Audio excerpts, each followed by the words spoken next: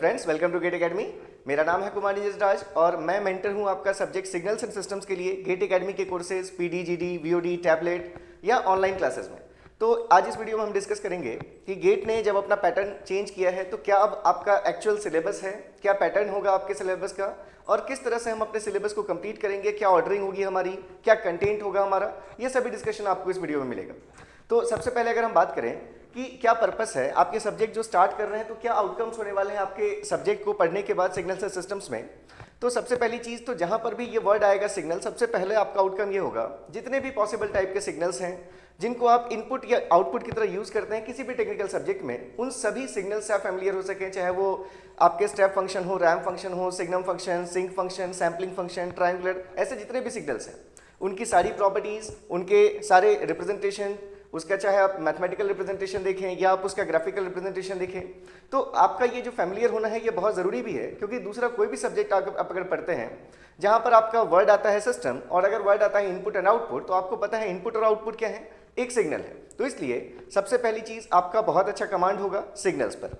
ऐसे ही जितने भी टाइप के सिस्टम्स हैं, चाहे हम कंटिन्यूस टाइम सिस्टम्स की बात करें या डिस्क्रीट टाइम सिस्टम्स की बात करें, आपका पूरा कमांड होगा जितने भी टाइप के क्लासिफिकेशंस हैं इन सिस्टम्स के लिए, चाहे आपका क्लासिफिकेशन हो डिफरेंट टाइप का, आप कहें लीनियर नॉन लीनियर सिस्टम्स या time variant invariant systems, stable unstable, invertible non invertible, ऐसे जितने भी क्लासिफिकेशंस हैं in case of continuous as well as for discrete time systems, इन सभी चीज़ों से आप फैमिलियर होंगे। और जब एक पर्टिकुलर आप जैसे आप देख लिया आपने कि कोई सिस्टम लीनियर है और टाइम इनवेरिएंट है, तो आप डिफाइन करेंगे एलटीआई सिस्टम्स। जो सिस्टम्स लीनियर और टाइम इनवेरिएंट दोनों प्रॉपर्टी को फॉलो करें वो आपके पर्टिकुलर इंपॉर्टेंस के होंगे। इसलिए इस कोर्स कंप्लीशन के बाद आप बहुत हद तक फैमिलियर रहेंगे। कोई भी क्वेश्चन आए आपके एलटीआई सिस्टम से रिलेटेड या इवन नॉन एलटीआई सिस्टम से रिलेटेड, तो उसके सारी इंफॉर्मेशंस गैदर करना, क्या बिहेवियर है सिस्टम का, क्या ऑपरेशन परफॉर्म कर रहा है सिस्टम हमारे इनपुट पर, ये सभी चीज़ों से आप बिल्कुल फैमिलियर होंगे। और इसके बाद फिर हम बात करेंगे, जब भी हम एनालिसिस की बात करते हैं किसी भी सिग्नल की, तो हम दो डोमेन्स में उसके एनालिसिस करते हैं। एक डोमेन होगा आपका टाइम डोमेन, दूसरा फ्रीक्वेंसी डोमेन। तो टाइम डोमेन से फ्रीक्वेंसी डोमेन कन्वर्जन के जो टूल्स हैं वो डिपेंड करता है कि जिस सिग्नल का आप फ्रीक्वेंसी डोमेन देख रहे हैं उसका नेचर कैसा है, क्या वो सिग्नल कंटिन्यूस है, क्या वो सिग्नल पीरियोडिक है। तो ऐसे डिफरेंट पैरामीटर्स पर हम अलग अलग ट्रांसफॉर्म्स डिफाइन करते हैं जिससे हम सिग्नल के फ्रीक्वेंसी डोमेन को एनालाइज कर सकें। तो जितने भी टाइप के ट्रांसफॉर्म्स हैं, चाहे वो फूरियर सीरीज से आपका फ्रीक्वेंसी डोमेन स्टार्ट होगा, फूरियर ट्रांसफॉर्म हो, लैप्लास ट्रांसफॉर्म हो, डीटीएफटी हो, जेड ट्रांसफॉर्म हो, तो क्योंकि आपके नए सिलेबस में डिस्क्रीट टाइम फूरियर ट्रांसफॉर्म एक नया ट्रांसफॉर्म ऐड भी किया गया है, डिस्क्रीट टाइम फूरियर सीरीज भी आपकी ऐड की गई, तो सभी चीज़ें हम ये देखेंगे कि क्या रिवीजन हुआ है सिलेबस में। तो इन सभी ट्रांसफॉर्म्स के जितने भी प्रॉपर्टीज़ हैं, क्या इसका सिग्निफिकेंस है, किस पर्टिकुलर ट्रांसफॉर्म की क्या लिमिटेशंस हैं, इन सभी से आप बिल्कुल अवेयर होंगे सब्जेक्ट कंप्लीशन के बाद। और जो पर्पस होगा आपके सब्जेक्ट के स्टडी का, जैसे हमने पहले भी बात की कि किसी भी टेक्निकल सब्जेक्ट की आप बात करते हैं जहां अगर इनपुट और आउटपुट से रिलेटेड अगर आप वर्ड्स यूज करते हैं, टर्मिनोलॉजीज, तो उन सभी सब्जेक्ट्स में आपके इन कॉन्सेप्ट्स का बहुत ही वास्ट एप्लीकेशन होने वाला है। और अगर आप देखें तो अगर आपकी बहुत अच्छी कमांड है सिग्नल्स एंड सिस्टम्स पर, तो गेट में भी हर साल 10 to 12 मार्क्स तो इंडिविजुअल वेटेज है ही आपके सिग्नल्स एंड सिस्टम्स का। इसके बाद भी कुछ क्वेश्चंस अदर सब्जेक्ट जैसे कंट्रोल के हो सकते हैं, नेटवर्क के हो सकते हैं, ट्रांजिएंट रिलेटेड क्वेश्चंस, या फिर आपके कुछ एनालॉग सर्किट्स के क्वेश्चंस हो सकते हैं, कुछ पावर इलेक्ट्रॉनिक्स के क्वेश्चंस हो सकते हैं, जिनमें आधे से ज़्यादा जो उस क्वेश्चन का पार्ट होगा सॉल्यूशन का, वो डिपेंड करेगा आपके knowledge of signals and systems पर। तो कैसे हम इस सब्जेक्ट को ऐसे स्टडी करें कि मैक्सिमम हम अपना यूटिलाइज कर पाएं इस सब्जेक्ट का knowledge to solve various other questions in GATE. तो गेट के पेपर में आप देखेंगे 25 to 30 मार्क्स तक के क्वेश्चंस आप सिग्नल के कॉन्सेप्ट से सॉल्व कर सकते हैं। तो उन सब का हम यहाँ पर डिस्कशन करेंगे through out the syllabus. Next अगर आप देखें कि लास्ट जो 15 ईयर्स हैं, तो क्या पैटर्न रहा है, गेट ने किन टॉपिक्स को कितना वेटेज दिया है, उसके अकॉर्डिंग हमने यहाँ पर ये एक चार्ट रखा है। तो ये इसमें जो फर्स्ट पार्ट आपको दिख रहा है ये प्रीवियस 15 ईयर्स के गेट का पैटर्न है, किस चैप्टर से उन्होंने ऑलमोस्ट कितने क्वेश्चंस दिए हैं। बहुत सारे क्वेश्चंस ऐसे हो सकते हैं जिनको हम एक से ज़्यादा चैप्टर्स में इंक्लूड कर सकें, तो ये वेरिएशन हो सकता है, ठीक है। किसी आप देखेंगे तो सकता है आपको किसी और चैप्टर में ज़्यादा क्वेश्चंस लगे, लेकिन एक ही क्वेश्चन दो चैप्टर अलग अलग चैप्टर्स में रखे जा सकते हैं। तो ये फर्स्ट हमारे 15 ईयर्स के एनालिसिस है। और ये जो एनालिसिस हमने रखा है, ये हमने अगर हम जो यहाँ पर टोटल कोर्स ड्यूरेशन लेने वाले हैं, जो भी सिग्नल्स एंड सिस्टम्स आपके मोर देन 100 आवर्स जो भी ड्यूरेशन होगा, उस ड्यूरेशन का कितना परसेंट हम किस टॉपिक को डिवोट करने वाले हैं, ये हमारा चार्ट हमने इसके लिए शो किया है। तो अगर आप फर्स्ट देखें, basics of signals, basics of system, Fourier series, Fourier transform, फिर ये लैप्लास ट्रांसफॉर्म, जेड ट्रांसफॉर्म, ये चीज़ें आपके यहाँ पर गिवन है। तो बेसिक्स ऑफ सिग्नल से अगर आप देखेंगे तो ये हो सकता है आपको देखने में कम लगे, ये वेटेज की 5 to 10% के बीच में वेटेज है आपका, लेकिन बहुत सारे क्वेश्चंस ऐसे होंगे जिसका 80% बेसिक ऑफ सिग्नल्स या बेसिक्स ऑफ सिस्टम पे ही डिपेंड करेगा सॉल्यूशन। उसमें कुछ और एक्स्ट्रा कॉन्सेप्ट्स ऐड होकर ओवरऑल वो क्वेश्चन बना होगा। तो आप ये समझ सकते हैं कि देखने में ये वेटेज कितना भी कम लगे, लेकिन ये बिल्डिंग ब्लॉक्स हैं। ये जो आपके फर्स्ट 2 चैप्टर्स हैं, ये फर्स्ट 2 चैप्टर्स आपके लिए बिल्डिंग ब्लॉक्स हैं और ये सबसे इंपॉर्टेंट हमारे लिए होने वाले हैं। ये जो हमने मार्क किया, ये basics of signals and basics of systems, ये हमारे लिए सबसे ज़्यादा इंपॉर्टेंट होंगे। ऑब्वियसली बेसिक्स हैं, तो अगर बेसिक स्ट्रॉन्ग है तो आपका इंटरेस्ट भी आता है सब्जेक्ट में, पढ़ने में आपको अगर अच्छा लग रहा है तो आप उसमें ज़्यादा टाइम डिवोट करेंगे पढ़ने के लिए। तो ये हमारा प्राइम मोटिव होगा कि यहाँ पर अपने बेसिक्स में हम बहुत स्ट्रॉन्ग रह सकें और बहुत कॉन्फिडेंट रह सकें। फिर बेसिक्स के बाद आप देख रहे हैं कि ये जो थर्ड टॉपिक है that is Fourier series, almost 10% इसका वेटेज है। यहाँ से आपको सिस्टम्स का वेटेज भी काफ़ी दिख रहा है, almost 15%। Next topic Fourier transform, more than 10% weightage, काफ़ी इंपॉर्टेंट टॉपिक है आपका। लैपलास ट्रांसफॉर्म, और भी ज़्यादा वेटेज आपको दिख रहा है। फिर ये जेड ट्रांसफॉर्म और ये DTFT, ठीक है। तो ये हमने सैम्पलिंग के लिए अलग से हमने कॉलम नहीं रखा, तो ये चीज़ें आपको वेटेज के फॉर्म में ऐसे दिख रही हैं। अब अगर हम यहाँ पर मेनली हमारा ये डिस्कशन का पोर्शन है कि हम यहाँ पर कैसे कवर करेंगे, किस सब्जेक्ट में, इस सब्जेक्ट में किस टॉपिक को हम कितना टाइम देने वाले हैं। तो हमारे सिलेबस का 40% जो ड्यूरेशन होगा वो हम सिर्फ सिग्नल्स और सिस्टम्स की हम डिस्कशन करेंगे।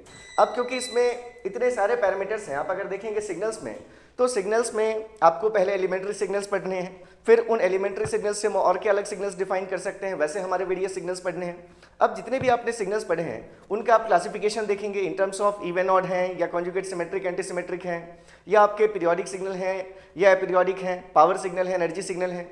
तो उन सभी प्रॉपर्टीज़ को सभी सिग्नल्स के लिए पढ़ना, आपस में इंटर रिलेट करना, ये सभी चीज़ें हमारा पर्पस होगा। तो इसलिए हमने काफ़ी टाइम यहाँ पर डिवोट किया है, किसके लिए, बेसिक्स के लिए। उसके बाद अगर आप देखेंगे तो जैसा वेटेज वाइज है वैसा ही ऑलमोस्ट आपको दिखेगा। ये हमारा जो थर्ड टॉपिक होगा Fourier series, almost 10%, Fourier transform almost 10%। उसके बाद ये लैपलास ट्रांसफॉर्म, ये भी हमारा ऑलमोस्ट आपको दिख रहा है 10 to 15% के बीच, ये हमारी वैल्यू है। जेड ट्रांसफॉर्म भी ऑलमोस्ट हमने इतना ही टाइम दिया हमने उसको। यहाँ पर आपको DTFT इसलिए नहीं दिख रहा क्योंकि अभी तक आपके सिलेबस में DTFT नहीं था, तो प्रीवियस ईयर पेपर्स में आपको DTFT का कॉलम नहीं दिख रहा।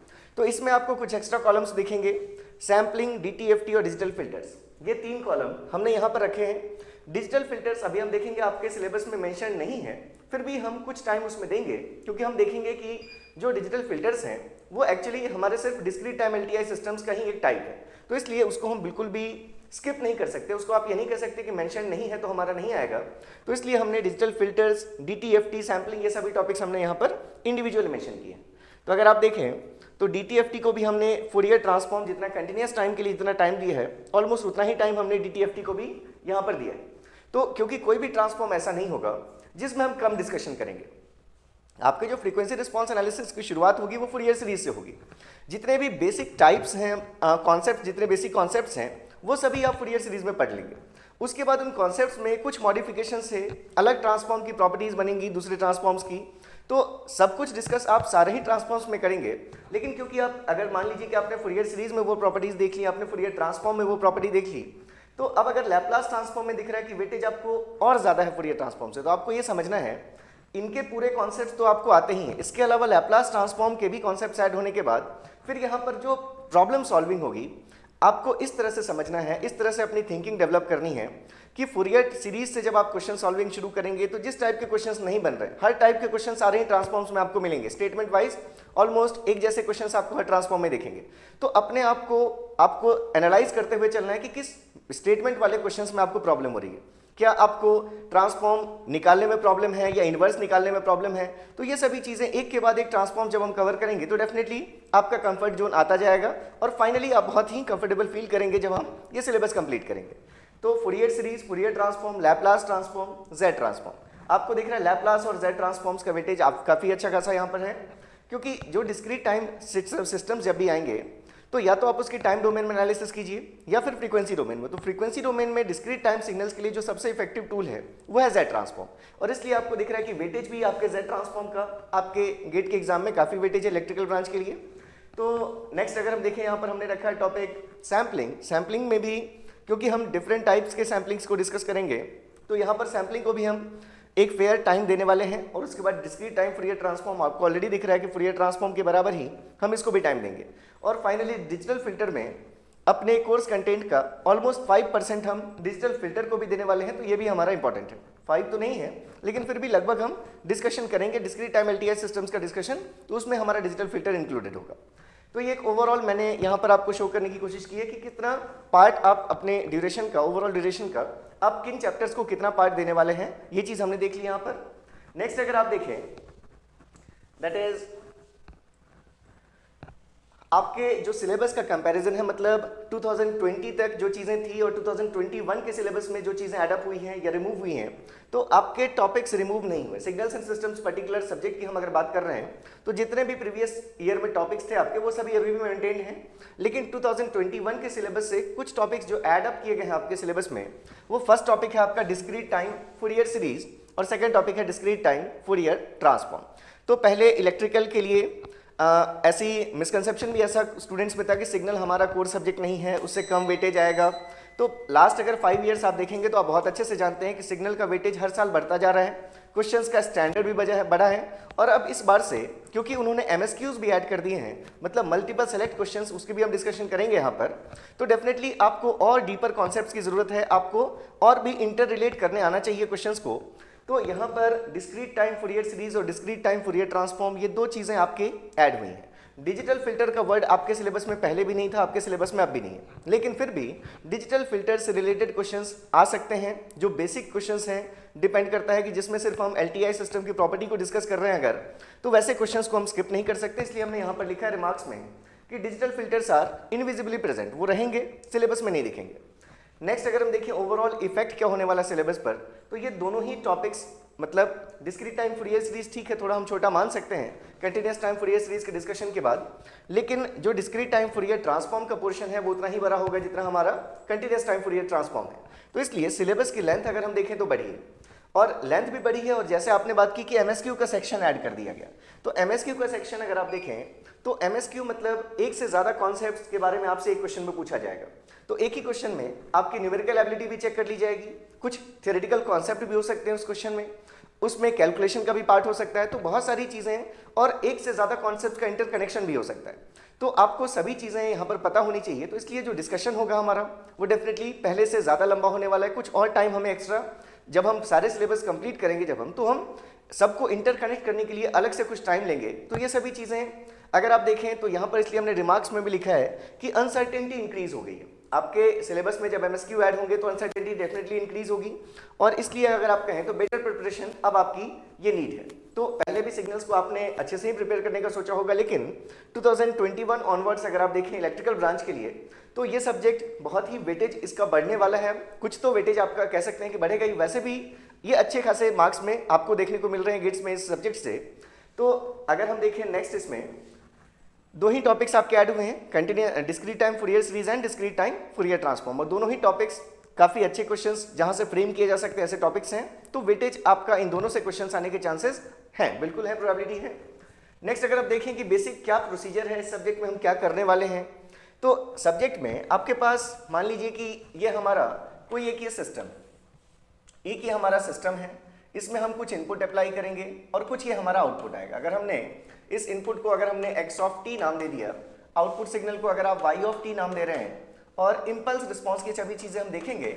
अगर इस सिस्टम का impulse response h of t है, तो सबसे पहले प्रोसीजर में हमें इनपुट में जो भी सिग्नल हमने अप्लाई किए हैं, हमें अपने उस इनपुट को बहुत अच्छे से समझना है कि क्या हम ये जो गिवन इनपुट है इसको हम ग्राफिकली रिप्रेजेंट कर सकते हैं, क्या हम इसका मैथमेटिकल रिप्रेजेंटेशन जानते हैं, क्या हम फ्रीक्वेंसी डोमेन जानते हैं सिग्नल का, अभी तो हमने टाइम डोमेन में रिप्रेजेंट किया x ऑफ t, क्या हम इसका फ्रीक्वेंसी डोमेन कैलकुलेट कर सकते हैं, क्या हम ये बता सकते हैं ये सिग्नल हमारा एनर्जी सिग्नल है या पावर सिग्नल है, पीरियोडिक है या नहीं है, इसकी टाइम पीरियड की क्या वैल्यू है अगर ये पीरियोडिक है, तो अगर ये कंटिन्यूअस टाइम पीरियोडिक सिग्नल है, अगर हम इसको डिस्क्रीट में कन्वर्ट कर देते तभी ये पीरियोडिक सिग्नल अगर होता, तो उस डिस्क्रीट टाइम सिग्नल की फ्रीक्वेंसी और टाइम पीरियड क्या होता, दोनों की फ्रीक्वेंसी और टाइम पीरियड्स में क्या रिलेशन है, या फिर आप कहें कि ये जो सिग्नल हमारा है इसको हम दूसरे सिग्नल्स के टर्म्स में कैसे एक्सप्रेस कर सकते हैं। ये सभी चीज़ें यहाँ पर जब भी आपको इनपुट अप्लाई कर रहे हैं, तो इस एक इनपुट के लिए ही आपको इतनी चीज़ें पता होनी चाहिए। मतलब इसमें से क्या क्वेश्चन आने वाला है वो तो डिपेंड करता है, पर प्रॉब्लम बाय प्रॉब्लम वो चीज़ें चेंज होंगी। लेकिन अगर आपको एक सिग्नल लिख दिया गया तो आपको खुद से सोचना है कि उसके बारे में आपके पास कितनी इन्फॉर्मेशन है। तो ये सभी इन्फॉर्मेशन अगर आपको पता है कि सिग्नल अभी जो भी हमने बात की कि किस नेचर का है, कंटिन्यूअस है या डिस्क्रीट है, या उसकी क्या प्रॉपर्टीज़ हैं, उसका क्या ट्रांसफॉर्म है, तो ये सभी चीज़ें अगर हमें पता है तो उसके बाद हमसे जो भी पूछा जाएगा हम अपने आप को उसमें कंफर्टेबल फील करेंगे। तो ये फर्स्ट पार्ट हो गया हमारा। नेक्स्ट अगर हमने देखा कि इस सिग्नल को हमने अप्लाई जिस सिस्टम में अप्लाई किया, तो अब हमें इस सिस्टम का बिहेवियर पता होना चाहिए कि ये इनपुट पर कैसा ऑपरेशन परफॉर्म करने वाला है, और उससे जो इनपुट आउटपुट रिलेशन हमें मिलेगा, उस इनपुट आउटपुट रिलेशन को देखकर आप इस सिस्टम का क्लासिफिकेशन कर पाएं कि क्या ये सिस्टम टाइम इनवेरिएंट है या टाइम वेरिएंट है, कॉजल है या आपका नॉन कॉजल है या एंटी कॉजल है, ये सिस्टम हमारा स्टैटिक है या डायनामिक है, ये सिस्टम हमारा स्टेबल है या नहीं है, इन्वर्टिबल है या नहीं है। तो ये सभी प्रॉपर्टीज़, ये सभी क्लासिफिकेशंस हमें पता होने चाहिए। ये सभी कुछ भी इसमें से क्वेश्चन पूछा जा सकता है आपसे सिस्टम पर बेस्ड। फिर इस सिस्टम का रिप्रेजेंटेशन आपको पता होना चाहिए। तो सिस्टम्स को, अगर हमारा सिस्टम्स LTI सिस्टम है तो नॉर्मली आप उसको रिप्रेजेंट करते हैं in terms of impulse response और ट्रांसफर फंक्शन। तो इम्पल्स रिस्पॉन्स का मतलब हम देखेंगे कि इम्पल्स रिस्पॉन्स क्या होता है। जैसे नाम से ही आपको पता चल रहा है, impulse response is response of the system for impulse input. हम जो इनपुट अप्लाई कर रहे हैं इसमें, अगर हमने ये इम्पल्स इनपुट अप्लाई किया होता तब जो इसके लिए आउटपुट YT आता, उसी YT को आप नाम देते हैं सिस्टम के लिए इम्पल्स रिस्पॉन्स H। तो इस सिस्टम का representation in terms of impulse response और ट्रांसफर फंक्शन, रिप्रेजेंटेशन सिस्टम का इन टर्म्स ऑफ, अगर कंटिन्यूस टाइम सिस्टम है तो डिफरेंशियल इक्वेशन के टर्म्स में रिप्रेजेंटेशन, अगर हमारा डिस्क्रीट टाइम सिस्टम है तो डिफरेंस इक्वेशन के टर्म्स में रिप्रेजेंटेशन। तो ये सभी चीज़ें सिस्टम के बारे में हमें पता होनी चाहिए। इसका फ्रीक्वेंसी रिस्पॉन्स कैसा है, मतलब जब ट्रांसफर फंक्शन आपको मिल जाएगा तो आप वहाँ से प्लॉट कर सकते हैं इसका मैग्नीट्यूड एंड फेज रिस्पॉन्स, जिसको कलेक्टिवली आप नाम देंगे फ्रीक्वेंसी रिस्पॉन्स। तो ये सभी चीज़ें सिस्टम के बारे में पता करना, इस सिस्टम के लिए आइजन फंक्शंस क्या होते हैं, ये सभी डिस्कशन ये सिस्टम पर हो गई चीज़। फिर से जब इस सिस्टम में आपने ये इनपुट अप्लाई किया, आपको इस इनपुट के बारे में पूरी प्रॉपर्टीज पता थी, आपको इस सिस्टम के बारे में सारा इंफॉर्मेशन था आपके पास, तब इसका जो आउटपुट आया, दो कंडीशंस होंगी, या तो आपको आउटपुट प्रेडिक्ट करना होगा, या फिर अगर आउटपुट दे दिया गया, इनपुट दे दिया गया, तो सिस्टम के बारे में इंफॉर्मेशन पूछी जाएगी। तो अब अगर फिर से आपके पास ये आउटपुट सिग्नल आ गया, तो इस आउटपुट सिग्नल के लिए भी आप वो सारी प्रॉपर्टीज एनालाइज कर सकते हैं जो आपने इनपुट सिग्नल के लिए एनालाइज की। तो कंपैरिजन भी कर सकते हैं कि अगर मान लीजिए कि हम कहें कि इनपुट सिग्नल भी पीरियोडिक था, आउटपुट सिग्नल भी पीरियोडिक है, तो दोनों के पीरियड्स के बीच में क्या रिलेशन है। अगर ये भी एनर्जी सिग्नल था, ये भी एनर्जी सिग्नल है, तो दोनों की एनर्जीज के बीच का क्या रिलेशन है। तो ये सभी चीज़ें हम यहाँ पर देखेंगे। उसके बाद इस जो भी आउटपुट आ रहा है उसका भी, जैसे आप कहते हैं टाइम रिस्पॉन्स एनालिसिस, अगर आपने कंट्रोल में पढ़ा हो तो टाइम रिस्पॉन्स एनालिसिस मतलब टाइम के साथ आपका आउटपुट कैसे चेंज हो रहा है, किस टाइम पर इंस्टेंट पर उसकी क्या वैल्यूज़ हैं, उनको प्लॉट करना। तो जो भी आउटपुट आ रहा है आपका, हो सकता है आप उसकी एनालिसिस करें टाइम डोमेन में, हो सकता है आप उसकी एनालिसिस करें फ्रीक्वेंसी डोमेन में। तो आपको टाइम डोमेन एनालिसिस में भी कंफर्टेबल रहना है, फ्रीक्वेंसी डोमेन एनालिसिस भी आपकी स्ट्रेंथ होनी चाहिए। बिल्कुल सिग्नल्स एंड सिस्टम्स अगर आप कर रहे हैं तो ट्रांसफॉर्म वाले जितने भी पार्ट्स हैं वो बहुत ही स्ट्रांग होने चाहिए आपके, तभी आप देखेंगे कि आपका कॉन्फिडेंस अदर सब्जेक्ट्स में भी बहुत हद तक बढ़ जाएगा। चाहे आप कंट्रोल करें, नेटवर्क करें, एनालॉग करें, पावर इलेक्ट्रॉनिक्स करें, तो ये सभी सब्जेक्ट्स में आपको डेफिनेटली यहाँ से हेल्प मिलने वाली है। नेक्स्ट अगर आप देखें तो इस सिस्टम के जो आउटपुट आया, इस आउटपुट के बारे में और आपसे पूछा जा सकता है कि इसका स्टेडी स्टेट पार्ट कितना है, इसका ट्रांजिएंट पार्ट क्या है। तो ये सभी चीज़ें, तो ये एक बेसिक प्रोसीजर हमने देखा कि क्या क्या चीज़ें हमसे पूछी जा सकती हैं किसी सिग्नल एंड सिस्टम सब्जेक्ट के प्रॉब्लम में। ठीक है, ये चीज़ तो हो सकता है कि आपका ये जो प्रॉब्लम आए वो पूरे एक सिस्टम से रिलेटेड हो। ये भी हो सकता है सिर्फ एक क्वेश्चन, आपका जो क्वेश्चन है वो सिर्फ और सिर्फ एक सिग्नल पर ही बेस्ड हो, उस सिग्नल की ही प्रॉपर्टीज पर बेस्ड हो। तो ये सभी चीज़ें हमें कंफर्टेबल रहें इन चीज़ों में। नेक्स्ट अगर हम देखें कि कैसे हम अपने सिलेबस को अरेंज किया हमने यूनिट वाइज, तो आपका जो यहाँ पर जो सीक्वेंस होने वाला है, सबसे इंपॉर्टेंट हमारे लिए सीक्वेंस है। खासकर अब जब MSQs ऐड हो गए हैं, जब आपको एक ही क्वेश्चन में एक से ज़्यादा करेक्ट आंसर्स हो सकते हैं, तो उनको समझने के लिए हमारा सीक्वेंस बहुत ज़रूरी है। अगर हम चीज़ों को इंटर रिलेट करके पढ़ेंगे तभी हम MSQ के टाइप में अपने आप को बिल्कुल कॉन्फिडेंट फील करेंगे। तो इसलिए जो सीक्वेंस है हमारा वो ऐसा सीक्वेंस है कि हम एक बेसिक्स, अपना एक बेस बनाएंगे, फिर हम उसमें कॉन्सेप्ट्स को एडअप करते जाएंगे, वो बेस स्ट्रांग होता जाएगा, नए कॉन्सेप्ट्स और एडअप करते जाएंगे, और ओवरऑल जो चीज़ हमारे पास ओवरऑल बनेगी, तो ये पूरा सब्जेक्ट ही हमारे लिए एक बेस की तरह काम करेगा। ये पूरा सब्जेक्ट में ही जितनी भी चीज़ें हमने पढ़ी होंगी, हम कहेंगे ये पूरा हमारा बेस है। अब इस बेस पर आप दूसरे जो भी सब्जेक्ट्स पढ़ना चाहते हैं उसमें आप देखेंगे कि आपका कमांड, पहले जो भी कमांड था आपका, हो सकता है कंट्रोल नेटवर्क आपको पहले भी बहुत अच्छा आता हो, लेकिन जब आप सिग्नल्स पढ़ने के बाद उस टॉपिक को फिर से पढ़ेंगे अगर, तो आप बहुत कुछ उसमें रिसर्च टाइप का भी कर डालेंगे, ऐसा बिल्कुल मुझे लगता है। तो ये हमारे सिलेबस का सीक्वेंस होने वाला है। बेसिक्स ऑफ सिग्नल से हम स्टार्ट करेंगे, बेसिक्स ऑफ सिस्टम नेक्स्ट हमारा टॉपिक, उसके बाद हम फूरियर सीरीज के थ्रू फ्रीक्वेंसी डोमेन एनालिसिस में एंटर होंगे। फिर नेक्स्ट टूल होगा हमारा कंटिन्यूस टाइम फूरियर ट्रांसफॉर्म। फिर हमारा सैम्पलिंग थ्योरम और सैम्पलिंग के जितने टाइप्स हैं वो हमारा नेक्स्ट डिस्कशन का पार्ट होगा यूनिट 5 में। नेक्स्ट टाइप हमारा ट्रांसफॉर्म होगा लैप्लास ट्रांसफॉर्म। इसके बाद हम पढ़ेंगे डिस्क्रीट टाइम फूरियर ट्रांसफॉर्म, जो आपका टॉपिक एडअप हुआ है, और फिर होगा हमारा ट्रांसफॉर्म जेड, और लास्ट टॉपिक होगा आपका डिस्क्रीट टाइम फूरियर सीरीज। तो इस सीक्वेंस में हम अपने सिलेबस को कवर करने वाले हैं। नेक्स्ट अगर आप देखें कि यूनिट 1 में, अगर हम यूनिट वाइज भी, यहाँ पर मैंने पूरा प्रेजेंटेशन में आपको लिख दिया ऑलमोस्ट जितनी चीज़ें हम लिख सकते थे एक पेज पर, लेकिन फिर भी ये कंप्लीट नहीं है। ऐसा नहीं कह सकते कि यूनिट में हम इतनी ही चीज़ें पढ़ेंगे, लेकिन एटलीस्ट इतनी चीज़ें होंगी। और एक बार मैं आपको शॉर्ट में डिस्कशन थोड़ा हम कर लेते हैं, अदरवाइज आपके पास ये PDF अवेलेबल होगी, आप चाहें तो इसको देख सकते हैं बाद में भी कि क्या चीज़ें हम डिस्कस करेंगे। तो यूनिट 1 को बेसिक्स ऑफ सिग्नल्स को अगर हम 2 पार्ट्स में क्लासीफाई कर दें, 2 पार्ट्स में अगर हमने बांट दिया, फर्स्ट हमने लिया कि जो डिफरेंट ऑपरेशंस होने वाले हैं, जो भी कोई एक सिग्नल होगा आप देखेंगे उसमें आप डिफरेंट टाइप के ऑपरेशंस परफॉर्म करेंगे। 2 ऑपरेशंस एम्पलीट्यूड पर इफेक्ट होगा उनका बस, जिसको आप कहेंगे amplitude reversal and amplitude scaling, और उसके बाद आपके 3 फंक्शंस टाइम डिपेंडेंट फंक्शंस होंगे, जिनको आप ऑपरेशंस होंगे जिनको आप नाम देंगे time shifting, time scaling and time reversal. तो इन 5 ऑपरेशंस का क्या इफेक्ट है, पहले तो हम ये देखेंगे कि कैसे हम ये ऑपरेशंस परफॉर्म करते हैं, और साथ साथ हम ये भी देखते जाएंगे कि किस पैरामीटर पर किन ऑपरेशंस का क्या इफेक्ट है। जैसे हम कहें कि हमने अगर टाइम शिफ्टिंग अप्लाई की तो क्या उससे सिग्नल की टाइम विड्थ चेंज हो जाएगी, क्या सिग्नल का एरिया चेंज हो जाएगा। तो ये सभी चीज़ें हम डिस्कस करेंगे सभी प्रॉपर्टीज सभी ऑपरेशंस के साथ। और ये जितने भी ऑपरेशंस हैं, ये सभी ऑपरेशंस हम अप्लाई करेंगे simultaneously on continuous as well as on discrete time signals. मतलब जब हम बेस यहाँ पर करना शुरू करेंगे अपने सिग्नल से, तो उसमें हमारा जो यहाँ पर स्ट्रेटजी हमारी होगी कि हम इंडिविजुअली नहीं पढ़ेंगे कि पहले हम सिर्फ कंटिन्यूअस टाइम सिग्नल्स पढ़ते हैं फिर हम डिस्क्रीट टाइम सिग्नल्स पढ़ेंगे, ऐसा नहीं होगा। हम दोनों एग्जांपल्स एक साथ लेते हुए चलेंगे, जो भी ऑपरेशंस हम डिफाइन करेंगे वो एक कंटिन्यूअस एक डिस्क्रीट, इन पर हम अप्लाई करके देखते चलेंगे कि दोनों में हमारा बैलेंस बिल्कुल बना हुआ रहे। क्योंकि कई बार ऐसा होता है कि कुछ स्टूडेंट्स कंफर्टेबल फील करते हैं कंटिन्यूअस टाइम डोमेन में, लेकिन डिस्क्रीट को देखकर थोड़ी उनको प्रॉब्लम बढ़ जाती है। तो आपके साथ ऐसा बिल्कुल भी नहीं होना चाहिए। आपको शुरू से ही बिल्कुल मायने का ये करके चलना है कि ऐसा बिल्कुल भी नहीं है कि डिस्क्रीट डोमेन टफ है, कंटिन्यूअस डोमेन इजी है, ऐसा कुछ नहीं। आपके कॉन्सेप्ट दोनों में सेम है, कॉन्सेप्ट्स पर ध्यान दीजिए, बिल्कुल आप कंफर्टेबल रहेंगे। तो यहाँ पर पहले तो हम सारे ऑपरेशंस को डिफाइन करेंगे, उनका इफेक्ट देखेंगे। फिर अगर हम देखें तो यहाँ पर ग्राफिकल और मैथमेटिकल रिप्रेजेंटेशन देखेंगे, जितने भी आपके, पहले आप एलिमेंट्री सिग्नल से शुरू करेंगे, impulse function, step function, ramp function. इन सिग्नल्स को करने के बाद जनरलाइज फंक्शन, मतलब जो इंपल्स फंक्शन होगा उसको हम डिफाइन करेंगे। जब डबलेट फंक्शन से हम स्टार्ट करेंगे इसके बाद का टॉपिक, और उसके बाद फिर आप स्टेप फंक्शन के जितने भी स्टेप फंक्शन से बनने वाले सिग्नल्स हैं, चाहे वो सिग्नम फंक्शन हो या आपका गेट फंक्शन हो जिसको आप रेक्टेंगुलर फंक्शन कहते हैं, जितने रैंप सिग्नल से बनने वाले फंक्शंस हैं, ट्रायंगुलर फंक्शन, ये सभी चीज़ें। उसके बाद कुछ मिसलेनियस टाइप ऑफ फंक्शंस जैसे आपके सिंक फंक्शन हो गए, सैम्पलिंग फंक्शन हो गया या गॉसियन फंक्शन हो गए।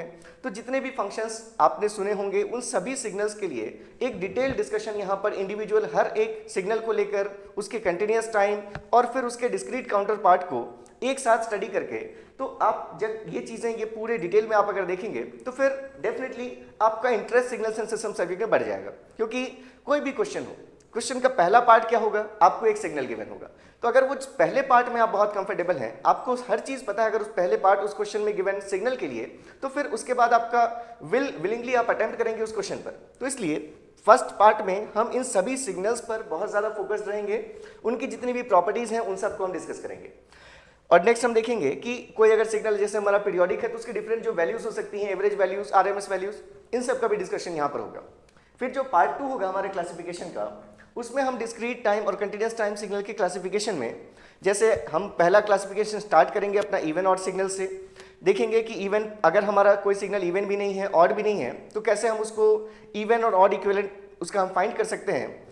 और अगर हमारे पास किसी सिग्नल का इवन और ऑड इक्विवेलेंट पार्ट्स के बारे में अगर आइडिया हो हमें, तो कैसे हम उससे अपना signal x of T construct कर सकते हैं। तो ये सभी चीज़ें यहाँ पर देखेंगे। यही चीज़ें हम सिग्नल जो कॉन्जुगेट सिमेट्रिक सिग्नल्स होंगे, कॉन्जुगेट सिमेट्रिक और एंटी सिमेट्रिक सिग्नल्स, उनको भी देखेंगे, उनकी जो प्रॉपर्टीज़ होती हैं उनका डिस्कशन करेंगे। जैसे आप कहेंगे कि अगर कोई सिग्नल आपका कॉन्जुगेट सिमेट्रिक है तो उसका रियल पार्ट इवन फंक्शन होगा, इमेजिनरी पार्ट ऑड फंक्शन होगा। तो ये सभी चीज़ें यहाँ पर हम डिटेल में डिस्कशन करेंगे। इसके बाद जो नेक्स्ट हमारा क्लासिफिकेशन होगा वो होगा पीरियोडिक एंड एपीरियोडिक सिग्नल्स। तो पीरियोडिक एंड एपीरियोडिक सिग्नल्स की हम कंडीशन देखेंगे पहले कि क्या कंडीशन है किसी सिग्नल के पीरियोडिक होने के लिए। अगर सिग्नल्स जो पीरियोडिक हैं अगर हमने उनका कॉम्बिनेशन ले लिया तो अब उस कॉम्बिनेशन के पीरियोडिक होने की क्या कंडीशंस हैं, कंटिन्यूअस के केस में क्या कंडीशंस हैं, डिस्क्रीट के केस में क्या कंडीशंस हैं। तो इन सभी चीज़ों को यहाँ पर हम डिटेल में देखेंगे फॉर पीरियोडिसिटी के लिए कि टाइम पीरियड क्या होता है, फ्रीक्वेंसी क्या होती है, किस ऑपरेशन का टाइम पीरियड और फ्रीक्वेंसी पर क्या इफेक्ट है, ये सभी चीज़ें हमें यहाँ देखना है। और जैसे हमने बात की कि अगर कोई कंटिन्यूस टाइम सिग्नल पीरियोडिक था, उसको हमने डिस्क्रीट में कन्वर्ट किया, तो अब उस डिस्क्रीट सिग्नल के टाइम पीरियड और फ्रीक्वेंसीज की वैल्यू क्या होंगी और क्या रिलेशन है हमारे कंटिन्यूस और डिस्क्रीट सिग्नल्स की फ्रीक्वेंसीज में, इस पर भी हमारा डिस्कशन होगा। पीरियोडिसिटी के बाद जो हम नेक्स्ट क्लासिफिकेशन लेंगे वो होगा हमारा based on energy and power. तो हम देखेंगे कि एनर्जी सिग्नल आप किस सिग्नल को कहते हैं, क्या उनकी प्रॉपर्टीज हैं, किस ऑपरेशन का एनर्जी पर क्या इफेक्ट है। डिफरेंट टाइप के सिग्नल्स जो भी आपने यहाँ पर टाइप 1 में, ये पार्ट 1 में देखा है, इसमें जितने भी एनर्जी सिग्नल्स हैं उन सभी एनर्जी सिग्नल्स के एनर्जी का कैलकुलेशन, उनके लिए डिफरेंट मेथड्स, तो ये सभी चीज़ें हमारे इस फर्स्ट चैप्टर में ही हमें करनी है। तो इसलिए हम देख रहे हैं कि इसकी लेंथ भी हमने 20% टाइम हम इसको देने वाले हैं। नेक्स्ट, जैसे आपने एनर्जी सिग्नल्स की बात की, वैसे ही हो सकता है सिग्नल हमारे एनर्जी सिग्नल हो सकता है पावर सिग्नल हो सकता है neither energy nor power signals हो। तो जैसे आपने एनर्जी सिग्नल्स की बात की, सेम चीज़ें आप रिपीट करेंगे फॉर पावर सिग्नल्स कि क्या पावर सिग्नल होते हैं, कब हम सिग्नल्स को पावर सिग्नल कहते हैं, क्या उनकी प्रॉपर्टीज होती हैं, किन ऑपरेशंस का क्या इफेक्ट है हमारे सिग्नल के पावर पर, और सिग्नल के पावर को या आरएमएस वैल्यू को फाइंड करना in terms of energy of, अगर हमारा कोई सिग्नल पीरियोडिक है तो उस सिग्नल की एनर्जी ओवरऑल इन्फिनिटी होगी, ठीक है। तो इसलिए अगर हम उस सिग्नल का पावर फाइंड करना चाहते हैं तो हम इसमें एक अलग से मेथड देखेंगे कि कैसे हम उस सिग्नल के एक टाइम पीरियड की एनर्जी कैलकुलेट करके उस एनर्जी के टर्म्स में हम पावर कैलकुलेट कर सकते हैं। तो ये चीज़ें हमारे लिए बहुत ईजी हो जाएंगी पावर का कैलकुलेशन। अगर इनमें से कोई स्टैंडर्ड फॉर्म का सिग्नल है, अगर पावर सिग्नल, तो उनके लिए आप देखेंगे कि आपको जो जनरल एक्सप्रेशन होता है पावर का, जिसके थ्रू अगर आप कैलकुलेट करें तो थोड़ा टाइम आपको ज़्यादा लग सकता है, तो उन कैलकुलेशंस को रिड्यूस करने के लिए डिफरेंट मेथड्स भी हम देखेंगे। तो ये हमारे फर्स्ट यूनिट का एक ओवरऑल कह सकते हैं आप, बस इंट्रोडक्शन मैंने दिया है। इसके बीच में बहुत सारे ऐसे टॉपिक्स होंगे जिनको लिख पाना यहाँ पॉसिबल नहीं है, तो लेकिन ये ज़रूर है कि फर्स्ट चैप्टर के कंप्लीशन के बाद ही आपको समझ में आ जाएगा कि आगे आपका ये सब्जेक्ट कैसा होने वाला है। मतलब अपने अंदर आपको फील आ जाना चाहिए कि हाँ, हम सिग्नल्स पढ़ना चाहते हैं या फिर अभी भी हमें सिग्नल्स टफ लग रहा है या अभी भी हमें सिग्नल बोरिंग लग रहा है। तो मुझे ऐसी उम्मीद है कि कोशिश हम पूरी करेंगे यहाँ पर अपनी ऐसी कि फर्स्ट चैप्टर के बाद एकदम आप में कुछ एक अलग एनर्जी आ जाए कि सिग्नल्स एंड सिस्टम्स को आप अपना one of the most favourite subject बनाएं। तो ये हमारा बिल्कुल, ये मेरा तो पर्टिकुलर गोल है कि अगर हम इस सब्जेक्ट को डील कर रहे हैं तो अपना पूरा बेस्ट मैं ऐसा दे सकूँ जिससे आपका ये सब्जेक्ट मोस्ट फेवरेट सब्जेक्ट्स की कैटेगरी में आ जाए। तो ऐसे ही अगर आप देखें नेक्स्ट पार्ट, फिर से नेक्स्ट पार्ट आपके बेसिक्स पर ही होगा, क्योंकि बात की हमने जितनी इन्फॉर्मेशंस की हमें ज़रूरत है सिग्नल्स की, उतने ही नॉलेज की हमें ज़रूरत है अबाउट द सिस्टम। क्या होते हैं सिस्टम्स, क्या उनका क्लासिफिकेशन है। तो फिर से यहाँ पर हमने दो पार्ट्स में अपने यूनिट 2 को भी डिवाइड कर दिया। फर्स्ट पार्ट में आप क्लासिफिकेशन पढ़ेंगे सिग्नल सिस्टम्स का, कि जो भी हमने डिफरेंट टाइप्स ऑफ सिस्टम्स की बात की, time variant, invariant, causal, non causal, static, dynamic, invertible, non invertible, stable, unstable. तो इन सबको हम समझेंगे कि कैसे हम ये बिहेवियर डिसाइड करते हैं कि कौन सा सिस्टम किस कैटेगरी में आएगा। उसके बाद फिर आप देखेंगे यहाँ पर कि जैसे हमने कहा कि सिस्टम कॉजल है, तो ऐसा भी हो सकता है कि कोई सिस्टम एक पर्टिकुलर कंडीशन तक कॉजल हो और उसके बाद फिर वही सिस्टम हमारा नॉन कॉजल बिहेव करे। ऐसा ही लीनियर सिस्टम्स के साथ भी हो सकता है। तो यहाँ पर हम कंडीशनली लीनियर, कंडीशनली कॉजल, इस टाइप का भी डिस्कशन करेंगे, जिससे अगर एक छोटा सा कॉन्सेप्ट ऐड हो जाए और आपके बाकी पढ़े हुए कॉन्सेप्ट्स में वो चीज़ अगर नहीं हो तो क्वेश्चन नहीं बने, तो ऐसा आपके साथ ना हो। तो इसलिए हम ऐसा कुछ भी ऐसा टॉपिक नहीं रखना चाहते, ऐसा कोई भी कॉन्सेप्ट नहीं होना चाहिए जिसको कि हमने डिस्कस नहीं किया। अगर वो लीस्ट इंपॉर्टेंट है तो भी उसका आइडिया आपको होना चाहिए। अब उसके बाद ये आप पर डिपेंड करता है कि आप उसको कितना टाइम अलग से देना चाहते हैं। अदरवाइज ऐसा नहीं लगना चाहिए कभी भी गेट के एग्जाम में कि ये हमने वर्ड ही नहीं सुना, ये हमें कॉन्सेप्ट ही नहीं पता। ऐसा बिल्कुल भी आपके साथ नहीं होगा, ये पूरी एश्योरिटी है। तो ऐसे ही जैसे हमने conditionally stable, conditionally causal, conditionally linear systems की बात की, फिर हम देखेंगे कि बहुत सारे सिस्टम्स ऐसे हो सकते हैं क्योंकि जो लीनियरिटी प्रॉपर्टी होगी वो आप कहेंगे कि कोई सिस्टम लीनियर है अगर वो सेटिस्फाई करता है सुपरपोजिशन को। और सुपरपोजिशन आप देखेंगे दो प्रॉपर्टी से मिलकर बनेगा, एडिटिविटी और होमोजेनिटी। तो अगर इनमें से एक भी प्रॉपर्टी वैलिड होती है मतलब, तो आपका सिस्टम ओवरऑल लीनियर नहीं होगा। तो हम देखेंगे कि कुछ सिस्टम्स ऐसे भी हो सकते हैं जो होमोजीनियस तो हो, एडिटिव नहीं हो। कुछ ऐसे भी हो सकते हैं एडिटिव तो हो, होमोजीनियस नहीं हो। ओवरऑल वो सिस्टम नॉन लीनियर सिस्टम्स होंगे, लेकिन उनको पहचानना, उनके बारे में डिस्कशन इंपॉर्टेंट है। तो हमारा ये भी एक टॉपिक हो गया यहाँ पर कि systems which are homogeneous but not additive और which are additive but not homogeneous, ये हमारा एक डिस्कशन का पार्ट होगा। नेक्स्ट अगर आप देखें तो यहीं पर हम डिफाइन करेंगे bounded input bounded output stability criteria, जो दूसरे सब्जेक्ट्स में भी आप पढ़ते हैं। तो यहाँ पर हम वो स्टेबिलिटी देखेंगे फॉर नॉन एलटीआई सिस्टम्स। अगर हमारा सिस्टम नॉन एलटीआई सिस्टम है तो उसके केस में हम कैसे स्टेबिलिटी को प्रिडिक्ट कर सकते हैं यूजिंग जो हमारे इनपुट्स हैं, मतलब जो आप बाउंडेड इनपुट्स को अप्लाई करके कैसे देख सकते हैं, ये सभी चीज़ें हमारा डिस्कशन होगा यहाँ पर। नेक्स्ट हम यहाँ पर अगर देखें तो जो भी प्रॉपर्टीज हमने यहाँ से देखी, अभी तो पहले हम इसको डिटेल में देखेंगे कि हम कैसे एनालाइज करते हैं सिस्टम्स को, लेकिन इसी डिस्कशन में आप कुछ शॉर्ट ट्रिक्स कहें, या ट्रिक्स नॉर्मली मैं यूज नहीं करता, बट फिर भी आपको एक जनरल अंडरस्टैंडिंग ऐसी बन जाएगी कि आपके पास अगर सिर्फ इनपुट आउटपुट रिलेशन गिवन हो तो बिना आप किसी पेन पेपर के हेल्प के उसको देखकर ही बता सकते हैं कि उसमें से इस सिस्टम में कौन सी प्रॉपर्टी फॉलो होंगी। तो यहाँ पर हमारा जो एक टॉपिक होगा यहाँ पर, या हम कहें कि जो एक पार्ट हम लेंगे अपने सिलेबस में, वो होगा आइडेंटिफिकेशन ऑफ प्रॉपर्टीज। मतलब बहुत सारे सिस्टम जो भी आपने देखे होंगे उनको हम एक चार्ट में बनाएंगे और आप उसको इनपुट आउटपुट रिलेशन को देखते ही आप उसकी सारी प्रॉपर्टीज को आप वहाँ पर लिस्ट करेंगे कि सिग्नल कॉजल है या नहीं है। तो ये सभी चीज़ें बिना आपको पेन पेपर के हेल्प के देखकर समझ में आ जाएंगी कि जो सिस्टम का रिलेशन गिवन है उसके अकॉर्डिंग सिस्टम का बिहेवियर कैसा होने वाला है।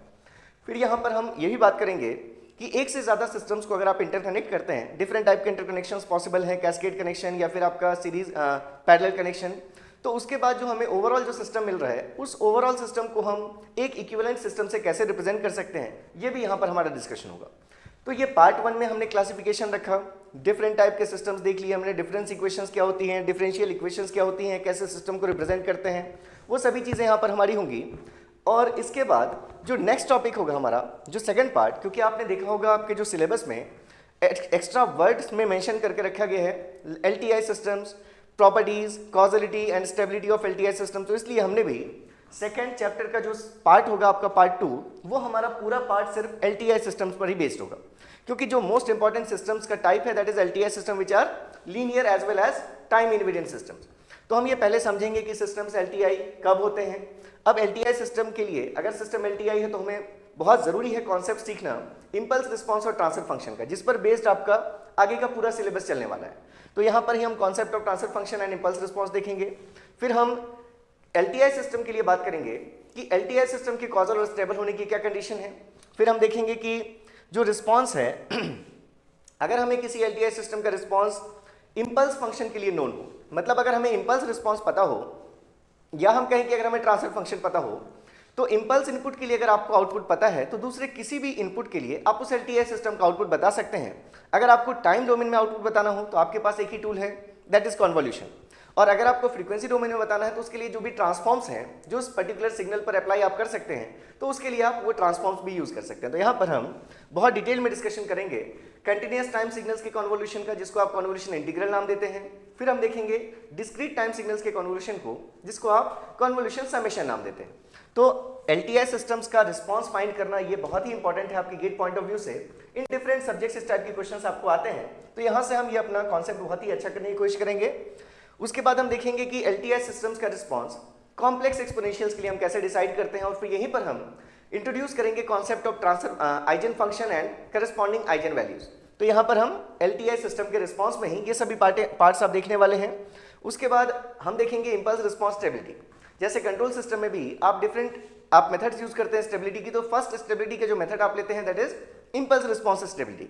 अगर हमारा कोई सिस्टम BIBO स्टेबल है तो BIBO स्टेबल होना इंप्लाई करता है कि डेफिनेटली इसका जो इंपल्स रिस्पॉन्स होगा वो time t tends to infinity पर 0 हो जाएगा। तो इस टाइप के एनालिसिस आप क्या करेंगे, डिफरेंट सिस्टम्स के लिए इंपल्स रिस्पॉन्स को फाइंड करके फिर आप एनालिसिस करेंगे कि सिस्टम हमारा स्टेबल है या नहीं है। नेक्स्ट, जैसे हमने बात की कि सिस्टम को आप रिप्रेजेंट कर सकते हैं इन टर्म्स ऑफ, अगर कंटिन्यूअस टाइम सिस्टम है तो आप उसको डिफरेंशियल इक्वेशन के टर्म्स में रिप्रेजेंट कर सकते हैं, डिस्क्रीट टाइम सिस्टम है तो आप उसको डिफरेंस इक्वेशन से आप उसको डिस्क्राइब कर सकते हैं। तो वो रिप्रेजेंटेशन से देखेंगे यहाँ पर हम। और अगर हमने जैसे यहाँ पर हमने एक टॉपिक लिया है that is invertible and non invertible systems, तो अगर कोई सिस्टम इन्वर्टिबल होता है तो डेफिनेटली हम उस सिस्टम का इन्वर्स सिस्टम फाइंड कर सकते हैं। और हम देखेंगे कि अगर सिस्टम पर्टिकुलरली अगर वो LTI सिस्टम है तो उसका इन्वर्स सिस्टम फाइंड करने के लिए ट्रांसफर फंक्शन डोमेन जो अप्रोच है वो हमारे लिए बहुत कन्वीनियंट होगा।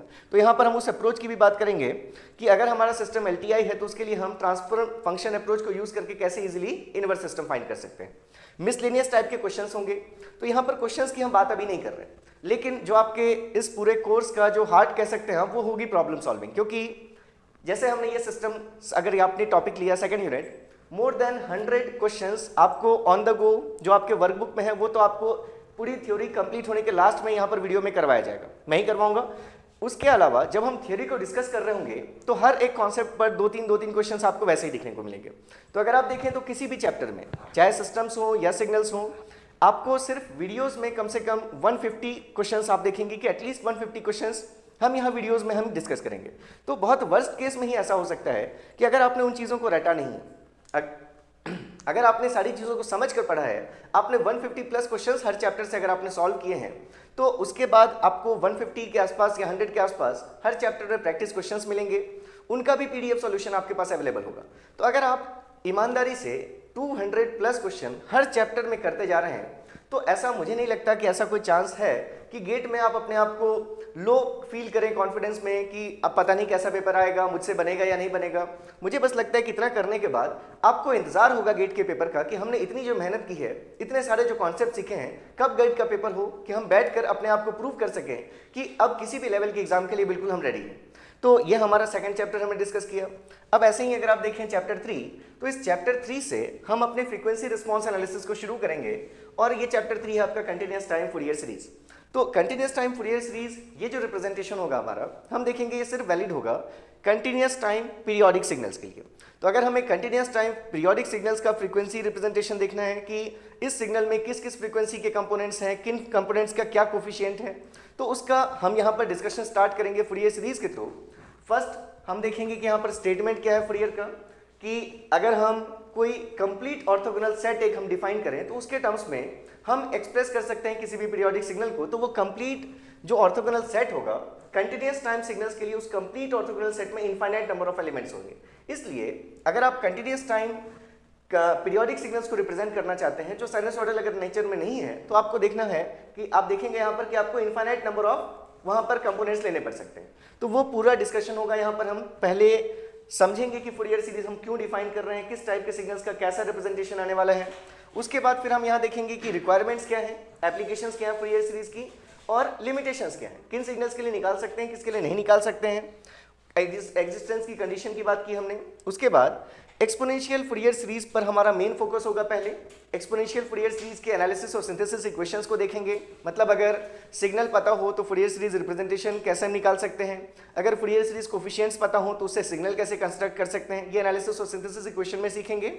उसके बाद फिर हम प्रॉपर्टीज की बात करेंगे कि अगर मान लीजिए कि हमें x ऑफ t को पीरियोडिक सिग्नल के लिए फूरियर सीरीज पता है, अब उस सिग्नल x ऑफ t पर अगर हमने बहुत सारे ऑपरेशंस लगा दिए, हमने उसमें टाइम रिवर्सल ले लिया, स्केलिंग कर दी, एम्पलीट्यूड में भी रिवर्सल ले लिया, तो उसके बाद जो नया सिग्नल बना है उसकी क्या फूरियर सीरीज कोफिशिएंट्स की वैल्यूज होंगी। तो अगर हमें प्रॉपर्टीज पता है तो हमें नए सिग्नल के लिए फिर से पूरा कैलकुलेट करने की जरूरत नहीं है। जो x ऑफ t के कोफिशिएंट्स थे उस पर ही कुछ मॉडिफिकेशंस अप्लाई करके, प्रॉपर्टीज के इफेक्ट अप्लाई करके आप देखेंगे नया जो सिग्नल बना होगा उसके लिए हम कोफिशिएंट फाइंड कर सकते हैं। तो यहाँ से हमारा जो स्टार्ट होगा, प्रॉपर्टीज का जो पोर्शन स्टार्ट होगा, आप देखेंगे इसके बाद जितने भी चैप्टर्स आप पढ़ेंगे उन सभी चैप्टर्स में, उन सभी ट्रांसफॉर्म्स में ये सभी प्रॉपर्टीज आएंगी जो हम यहाँ पर स्टार्ट करेंगे फूरियर सीरीज से। तो इसलिए ये पहली बार फूरियर सीरीज में हम इंट्रोड्यूस करेंगे प्रॉपर्टीज को, और अपने हर ट्रांसफॉर्म में उसको हम रिपीट भी करेंगे और रिवाइज भी करेंगे कि हमने फूरियर सीरीज में ये पढ़ा था, अब ये है, फिर हमने फूरियर सीरीज में ये पढ़ा था, फूरियर ट्रांसफॉर्म में ये पढ़ा था, लैप्लास ट्रांसफॉर्म में ये है। फिर जब हम डिस्क्रीट टाइम फूरियर ट्रांसफॉर्म में आएंगे तो हम दिखाएंगे कि फूरियर सीरीज में प्रॉपर्टी ये थी, फूरियर ट्रांसफॉर्म में ये प्रॉपर्टी ऐसी थी, लैप्लास ट्रांसफॉर्म में ये प्रॉपर्टी ऐसी थी, जेड ट्रांसफॉर्म में ये प्रॉपर्टी ऐसी थी, और अब डिस्क्रीट टाइम फूरियर ट्रांसफॉर्म में ये प्रॉपर्टी ऐसी है। तो अगर आप उस सीक्वेंस को फॉलो कर रहे हैं, अगर ये आप चीज़ें देखते हुए आ रहे हैं कि कैसे कैसे मॉडिफिकेशन हो रहा है, क्यों मॉडिफिकेशन हो रहा है, क्या ज़रूरत थी हमें नए ट्रांसफॉर्म की, तो बिल्कुल आपको कुछ भी यहाँ पर टफ नहीं लगेगा। तो यहाँ ये चीज़ देखने के बाद हम यहाँ पर स्टार्ट करेंगे फिर अपने फ्रीक्वेंसी डोमेन एनालिसिस में मैग्नीट्यूड और फेज स्पेक्ट्रम के एनालिसिस को। हम देखेंगे कि मैग्नीट्यूड स्पेक्ट्रम कैसा होता है, क्या उसकी प्रॉपर्टीज होती हैं, फ्रीक्वेंसी स्पेक्ट्रम हम कैसे ड्रॉ कर सकते हैं, फेज स्पेक्ट्रम। उसके बाद जो अलग फॉर्म्स हैं फूरियर सीरीज के, अब यहाँ पर हम ट्रिग्नोमेट्रिक और पोलर फॉर्म को भी डिफाइन करेंगे, जिसके थ्रू हम, मतलब जो फूरियर का एक स्टेटमेंट है कि जितने भी ऑर्थोगोनल सेट हो सकते हैं, कंप्लीट ऑर्थोगोनल सेट्स, उन सबके टर्म्स में हम रिप्रेजेंट कर सकते हैं अपने पीरियोडिक सिग्नल्स को। तो जैसा एक ऑर्थोगोनल सेट आपके कॉम्प्लेक्स एक्सपोनेंशियल्स बनाएंगे, वैसा ही ऑर्थोगोनल कंप्लीट सेट आपका DC plus sign plus cosine signals मिलकर भी बनाते हैं। तो इसलिए हम साइन, कोसाइन और डीसी के टर्म्स में भी रिप्रेजेंट कर सकते हैं किसी भी पीरियोडिक सिग्नल्स को। तो हम यहाँ पर वो दोनों फॉर्म्स देखेंगे, trigonometric as well as polar form. फिर हम रिलेशन देखेंगे कि कैसे एक्सपोनेंशियल फूरियर सीरीज से ही आप अपने trigonometric Fourier series coefficients find कर सकते हैं। क्या रिलेशन है मैग्नीट्यूड्स, कोफिशिएंट्स के मैग्नीट्यूड्स का, क्या रिलेशन है कोफिशिएंट्स के फेज एंगल का, ये सभी चीज़ें हम यहाँ पर डिस्कशन करेंगे। और उसके बाद फिर हम यहीं पर प्रॉपर्टीज ही आप कह सकते हैं, दो आपके कॉन्सेप्ट्स हैं, पार्सेवल्स थ्योरम और गिब्स फेनोमेना, उनको भी हम ना डिस्कस करेंगे। नेक्स्ट जो पार्ट होगा हमारे फूरियर सीरीज का, उसमें एप्लीकेशन का पार्ट, या आप कहें कि क्वेश्चंस के थ्रू ये सभी चीज़ें हम अप्लाई करेंगे, क्वेश्चंस को यूज़ करेंगे इन सबको अप्लाई समझने के लिए। तो फर्स्ट होगा यहाँ पर हमारे पास, क्योंकि हम पीरियोडिक सिग्नल्स की बात कर रहे हैं, तो कैसे हम फाइंड कर सकते हैं उन पीरियोडिक सिग्नल्स का, क्या कहें हम कि एवरेज वैल्यू या आरएमएस वैल्यू, ये सभी चीज़ें फाइंड करना या पावर फाइंड करना, ये सभी चीज़ें हम यूज़ करेंगे फूरियर सीरीज को। एम्पलीट्यूड और पावर, अगर आपको बोला जाए कि एक सिग्नल है हमारा जो पीरियोडिक है, जिसकी फ्रीक्वेंसी अगर 2 हर्ट्ज है, अगर वो साइनसॉइडल नहीं है, तो हमने कहा कि उस सिग्नल को एक्सप्रेस करने के लिए हमारे पास हम एक्सप्रेस कर सकते हैं बहुत सारे साइनसॉइडल सिग्नल्स के टर्म्स में। तो अगर आपसे पूछा जाए कि इस सिग्नल के लिए जो 9th हार्मोनिक्स का कंपोनेंट आएगा, उस 9th हार्मोनिक के कोफिशिएंट का क्या मैग्नीट्यूड होगा, उस 9th हार्मोनिक्स में क्या पावर होगा, मतलब अगर हमारा ये 2 किलो हर्ट्ज का अगर हम कहें कि कोई स्क्वायर वेव है, उसको अगर हमें करना है एक्सप्रेस, तो उसके लिए हम देखेंगे कि अगर हमें साइनसॉइडल सिग्नल एक लेना पड़ रहा है जिसकी फ्रीक्वेंसी 18 किलो हर्ट्ज है, तो हम कहेंगे कि 9th हार्मोनिक्स को रिप्रेजेंट कर रही है। तो उस 18 किलो हर्ट्ज फ्रीक्वेंसी वाले सिग्नल का कितना आपको कोफिशिएंट लेना पड़ेगा, ये सभी चीज़ें, या उस कोफिशिएंट में उस हार्मोनिक कंपोनेंट में nth हार्मोनिक्स में कितना पावर होगा, ये सभी डिस्कशन आप यहाँ पे करेंगे। नेक्स्ट अगर आप देखें तो एक ये बहुत इंपॉर्टेंट डिस्कशन होगा हमारा, जिस पर रिसेंट टाइम में आपको क्वेश्चंस भी दिख रहे हैं बढ़ते हुए, कि steady state output of any LTI system. अगर हम पीरियोडिक इनपुट अप्लाई कर रहे हैं, तो उसके लिए जो साइनसॉइडल इनपुट अगर आपने अप्लाई किया है, तो एलटीआई सिस्टम का जो आउटपुट आएगा उसकी स्टेडी स्टेट वैल्यू क्या होगी, यहाँ पर इसका डिस्कशन करेंगे हम, कि अगर हमें उस एलटीआई सिस्टम के इनपुट के फूरियर सीरीज कोफिशिएंट्स पता है, तो कैसे हम आउटपुट के फूरियर सीरीज कोफिशिएंट्स को पता कर सकते हैं, अगर हमें जिस सिस्टम से हमने पास किया है उस सिस्टम का अगर हमें ट्रांसफर फंक्शन पता। ये डिस्कशन करने के बाद आप देखेंगे कि जो गेट में क्वेश्चंस आते हैं फूरियर सीरीज से रिलेटेड, उसमें 70 to 80% क्वेश्चंस को सॉल्व करने के लिए आपको पेन की जरूरत नहीं, अगर आपका बहुत अच्छा कमांड है सिमेट्री कंडीशंस पर। हम देखेंगे कि डिफरेंट वेव फॉर्म्स में अलग अलग सिमेट्रीज एग्जिस्ट करती हैं, जैसे आपने बात की इवन ऑड सिग्नल्स, ऐसे ही हम देखेंगे अलग अलग सिमेट्रीज। हम देखेंगे even symmetry, odd symmetry, half wave symmetry, even plus half wave या ऑड प्लस हाफ वेव होगी तो उसको हम नाम देंगे क्वार्टर वेव सिमेट्री। फिर उसके बाद हम कॉम्प्लेक्स कॉन्जुगेट सिमेट्रीज देखेंगे कि अगर हमें पता हो कि सिग्नल टाइम डोमेन में नेचर ऐसा है कि रियल प्लस इवन है, या फिर रियल प्लस ऑड है, या कॉम्प्लेक्स प्लस इवन है, जो भी चीज़ें हमारी, तो इस टाइप के लिए हम देखेंगे कि कैसे हम उस सिग्नल की सिमेट्री को देखकर ये पता कर सकें कि अगर हमने कहा कि इसमें हमारे इनफाइनाइट फूरियर सीरीज कोफिशिएंट्स होने वाले हैं, तो क्या उनमें से कुछ कोफिशिएंट 0 होने वाले हैं। अगर ये नॉलेज आपको पहले ही मिल जाए कि इसमें से, जैसे हमने कहा कि ट्रिग्नोमेट्रिक फूरियर सीरीज में हमें a0, an और bn निकालने होते हैं, इतनी कॉमन अंडरस्टैंडिंग आपकी भी है, तो आपको पता है कि अगर हम उसमें सिमेट्री कंडीशंस अप्लाई कर दें तो हमें पता चल जाएगा कि इस सिग्नल में an 0 होने वाला है तो उसको निकालने की जरूरत नहीं है हमें एग्जाम में, या bn 0 होने वाला है तो उस कैलकुलेशन से हम बच जाएंगे। तो बहुत सारे कॉन्सेप्ट्स आपको सिमेट्री कंडीशन से ऐसे मिल जाते हैं, जिससे कि अगर आपका कोई मल्टीपल चॉइस क्वेश्चन है तो उसमें से 2-3 ऑप्शंस को आप डायरेक्टली एलिमिनेट कर सकते हैं अगर आपका अच्छा कमांड है सिमेट्री कंडीशंस पर। तो इसलिए हम इसको बहुत वेटेज देंगे, काफ़ी नंबर ऑफ क्वेश्चंस यहाँ पर हम प्रैक्टिस करना चाहेंगे, और टाइम भी हम इसको काफ़ी सारा देंगे सिमेट्री कंडीशंस को। इसके बाद अगर हमें अपने जो फूरियर सीरीज कोफिशिएंट्स हैं हमारे सिग्नल के, अगर उन फूरियर सीरीज कोफिशिएंट्स का हमें मैग्नीट्यूड और फेज स्पेक्ट्रम दे दिया जाए, तो हम देखेंगे कि कैसे उनको यूज करके हम वापस अपना signal x of t deconstruct कर सकते हैं, जिसके फूरियर सीरीज कोफिशिएंट्स का हमें मैग्नीट्यूड या फेज स्पेक्ट्रम दिया गया है। तो यहाँ पर ये हमारा नेक्स्ट टॉपिक होगा। उसके बाद हम देखेंगे कि क्या डिफरेंट अप्रोच हो सकते हैं, एक से ज़्यादा क्या क्या मेथड्स हो सकते हैं जिसके थ्रू हम कैलकुलेट कर सकते हैं फूरियर सीरीज कोफिशिएंट्स, या हम कहें कि पीरियोडिक इंपल्स ट्रेन है, या हम कहें पीरियोडिक गेट पल्सेस हैं, या हम कहें जितने भी अलग टाइप के पीरियोडिक सिग्नल्स हो सकते हैं, चाहे आप कहें जैसा half wave rectified sinusoidal output जो आती है वैल्यू, वैसा अगर आपके पास कोई पीरियोडिक सिग्नल है, तो अलग अलग सिग्नल्स के लिए हम डिफरेंट अप्रोचेस देखेंगे फूरियर सीरीज कोफिशिएंट्स फाइंड करने का। तो इसका इंटर रिलेशन, ये सभी चीज़ें जो भी हम कोफिशिएंट कैलकुलेट करेंगे, अगर हमने एक्सपोनेंशियल कैलकुलेट किया तो तुरंत हम उसको कन्वर्ट करके ये भी शो कर देंगे कि इसमें ट्रिग्नोमेट्रिक और पोलर फॉर्म के फूरियर सीरीज कोफिशिएंट्स कैसे होने वाले थे। तो ये आपका जो फर्स्ट टूल होगा, यहीं से आपके फ्रीक्वेंसी डोमेन एनालिसिस का कॉन्सेप्ट हम इंट्रोड्यूस करेंगे, और यहीं पर आप समझ सकते हैं कि कॉन्सेप्ट ऑलमोस्ट एंड भी हो जाएगा। अब इसमें बस मॉडिफिकेशन होते रहेंगे, जो भी ट्रांसफॉर्म्स नए आएंगे इन्हीं बातों को हो सकता है किसी अलग वर्ड्स में हम वहाँ पर यूज़ करेंगे, क्योंकि यहाँ पर जो हमने सिग्नल लिया है जिसका रिप्रेजेंटेशन देख रहे हैं फ्रीक्वेंसी डोमेन में, वो सिग्नल कैसा है, हमारा कंटिन्यूअस टाइम पीरियोडिक सिग्नल है। अब जिस ट्रांसफॉर्म की हम बात करें, हो सकता है हमारा वो सिग्नल पीरियोडिक नहीं हो, तो जैसे हमने उसके लिए नेक्स्ट ट्रांसफॉर्म डिफाइन किया, जो आपकी नेक्स्ट यूनिट है, that is continuous time Fourier transform. तो अगर सिग्नल कंटिन्यूअस तो है लेकिन पीरियोडिक नहीं है, तो उसके लिए आपने फ्रीक्वेंसी डोमेन एनालिसिस के लिए यूज किया tool continuous time Fourier transform, और हम देखेंगे कि इसको हम ऑब्टेन कर सकते हैं, इसके एनालिसिस और सिंथेसिस इक्वेशंस को, अगर हम फूरियर सीरीज में ही अप्रॉक्सीमेशन ले लें कि अगर कोई सिग्नल पीरियोडिक नहीं है, जो अपने आप को रिपीट नहीं कर रहा, तो अगर हम ये स्टेटमेंट दे दें कि जो चीज़ अपने आप को रिपीट नहीं कर रही, मतलब वो चीज़ अपने आप को हम ऐसा कह सकते हैं कि इनफाइनाइट टाइम के बाद रिपीट करेगी। तो अगर आपने अपीरियोडिक सिग्नल को अप्रॉक्सीमेट कर दिया as aperiodic signal having time period tends to infinity, तो वहीं से देखेंगे कि कैसे फूरियर सीरीज से हमारे पास इक्वेशंस आएंगी फूरियर ट्रांसफॉर्म की।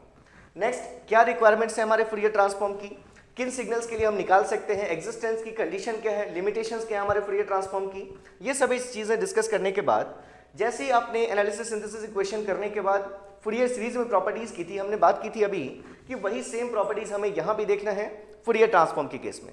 और अगर प्रॉपर्टीज हम सीख गए तो अगर एक्स ऑफ टी सिग्नल का हमें पता है कोफिशिएंट फूरियर ट्रांसफॉर्म, तो हमें फिर से x of T minus T not को दोबारा निकालने की जरूरत नहीं है, डायरेक्टली प्रॉपर्टीज को यूज करेंगे और हम उस सिग्नल का फाइंड कर लेंगे। नेक्स्ट, यहाँ भी हम मैग्नीट्यूड फेज स्पेक्ट्रम्स की बात करेंगे। उसके बाद जो पीरियोडिक सिग्नल्स होते हैं, हमने देखा कि फूरियर सीरीज, हमने पीरियोडिक अगर सिग्नल था तो फूरियर सीरीज यूज कर ली। अब अगर सिग्नल अपीरियोडिक था तो फूरियर ट्रांसफॉर्म यूज किया, लेकिन ऐसा नहीं है कि फूरियर ट्रांसफॉर्म आप पीरियोडिक सिग्नल्स के लिए यूज नहीं कर सकते। तो हम देखेंगे कि अगर हमें फूरियर सीरीज कोफिशिएंट्स पता हो किसी पीरियोडिक सिग्नल के, तो उन कोफिशिएंट्स को यूज करके एक स्टेप में हम उस पीरियोडिक सिग्नल का फूरियर ट्रांसफॉर्म कैसे लिख सकते हैं, तो ये भी हमारा यहाँ डिस्कशन का पार्ट होगा। और नेक्स्ट, अगर आप देखें एप्लीकेशंस में, तो ये हमने न्यूमेरिकल्स में ये एप्लीकेशन का पार्ट बस लिखा है कि इस टाइप के क्वेश्चंस आते हैं, उन क्वेश्चंस को हम सॉल्व करेंगे यूजिंग फूरियर ट्रांसफॉर्म। चाहे आपको मैग्नीट्यूड फेज रिस्पांस पूछा जाए एलटीआई सिस्टम्स का, या आपसे स्टेडी स्टेट रिस्पांस पूछा जाए फॉर पीरियोडिक इनपुट्स, या फिर आपसे सिमेट्री कंडीशन जैसी हमने फूरियर सीरीज में देखी थी, वैसे ही सिमेट्री कंडीशंस यहाँ भी एग्जिस्ट करेंगी फूरियर ट्रांसफॉर्म में, कि अगर हमारा सिग्नल इवन ऑड है, इवन और रियल है, तो उसका हमारा ट्रांसफॉर्म कैसा होगा, ये सभी कंडीशंस हम यहाँ भी डिस्कस करेंगे। और क्योंकि ये चीज़ें हम पढ़ कर आए हैं अभी अभी फूरियर सीरीज से, तो यहाँ पर आपको इनमें बिल्कुल भी कोई कंफ्यूजन नहीं होगा और आपके कॉन्सेप्ट्स और बेटर होते जाएंगे, क्योंकि अब एक ही चीज़ को आप अलग अलग बार बार अगर आप पढ़ेंगे तो डेफिनेटली कॉन्फिडेंस आपका बढ़ेगा। नेक्स्ट, अगर हमें ट्रांसफर फंक्शन अगर हमें कंस्ट्रक्ट करना है, अगर हमें बता दिया गया कि जो ट्रांसफर फंक्शन है उसका मैग्नीट्यूड रिस्पांस ऐसा है, फेज रिस्पांस ऐसा है, तो उनको कंबाइन करके ओवरऑल ट्रांसफर फंक्शन कंस्ट्रक्ट करना, और अगर ट्रांसफर फंक्शन मिल गया तो किसी भी दूसरे अप्लाइड इनपुट के लिए आउटपुट फाइंड करना, ये सभी चीज़ों इसमें हम एप्लीकेशन देखेंगे फूरियर ट्रांसफॉर्म का। जैसे आपने वहाँ पार्सेवल्स थ्योरम देखा था फूरियर सीरीज के केस में, ऐसे हम यहाँ पर बात करेंगे रेल एनर्जी थ्योरम की, क्योंकि जो मोस्टली जो सिग्नल्स हमारे आने वाले हैं फूरियर ट्रांसफॉर्म में, वो सिग्नल्स कैसे होंगे हमारे, वो नॉन पीरियोडिक सिग्नल्स होंगे। और फूरियर ट्रांसफॉर्म या तो आप एनर्जी सिग्नल्स के लिए फाइंड कर सकते हैं या पावर सिग्नल्स के लिए फाइंड कर सकते हैं, और इसके अलावा सिर्फ इंपल्सेस के लिए फाइंड कर सकते हैं। मतलब फूरियर ट्रांसफॉर्म आपका अनबाउंडेड सिग्नल्स के लिए एप्लीकेबल नहीं है। तो मोस्टली जो हमारे नॉन पीरियोडिक सिग्नल्स होंगे, मोस्टली वो एनर्जी सिग्नल्स के ही एग्जांपल्स होंगे फूरियर ट्रांसफॉर्म में। तो वहां पर आप यूज करेंगे रेल एनर्जी थ्योरम कि अगर आप जैसे टाइम डोमेन में किसी सिग्नल की एनर्जी फाइंड कर सकते हैं, तो अगर आपको उस सिग्नल का फूरियर ट्रांसफॉर्म पता हो तो उस फूरियर ट्रांसफॉर्म को भी यूज करके बिना टाइम डोमेन सिग्नल देखे आप उस सिग्नल की एनर्जी भी फाइंड कर सकते हैं। ये चीज हम यहाँ देखेंगे।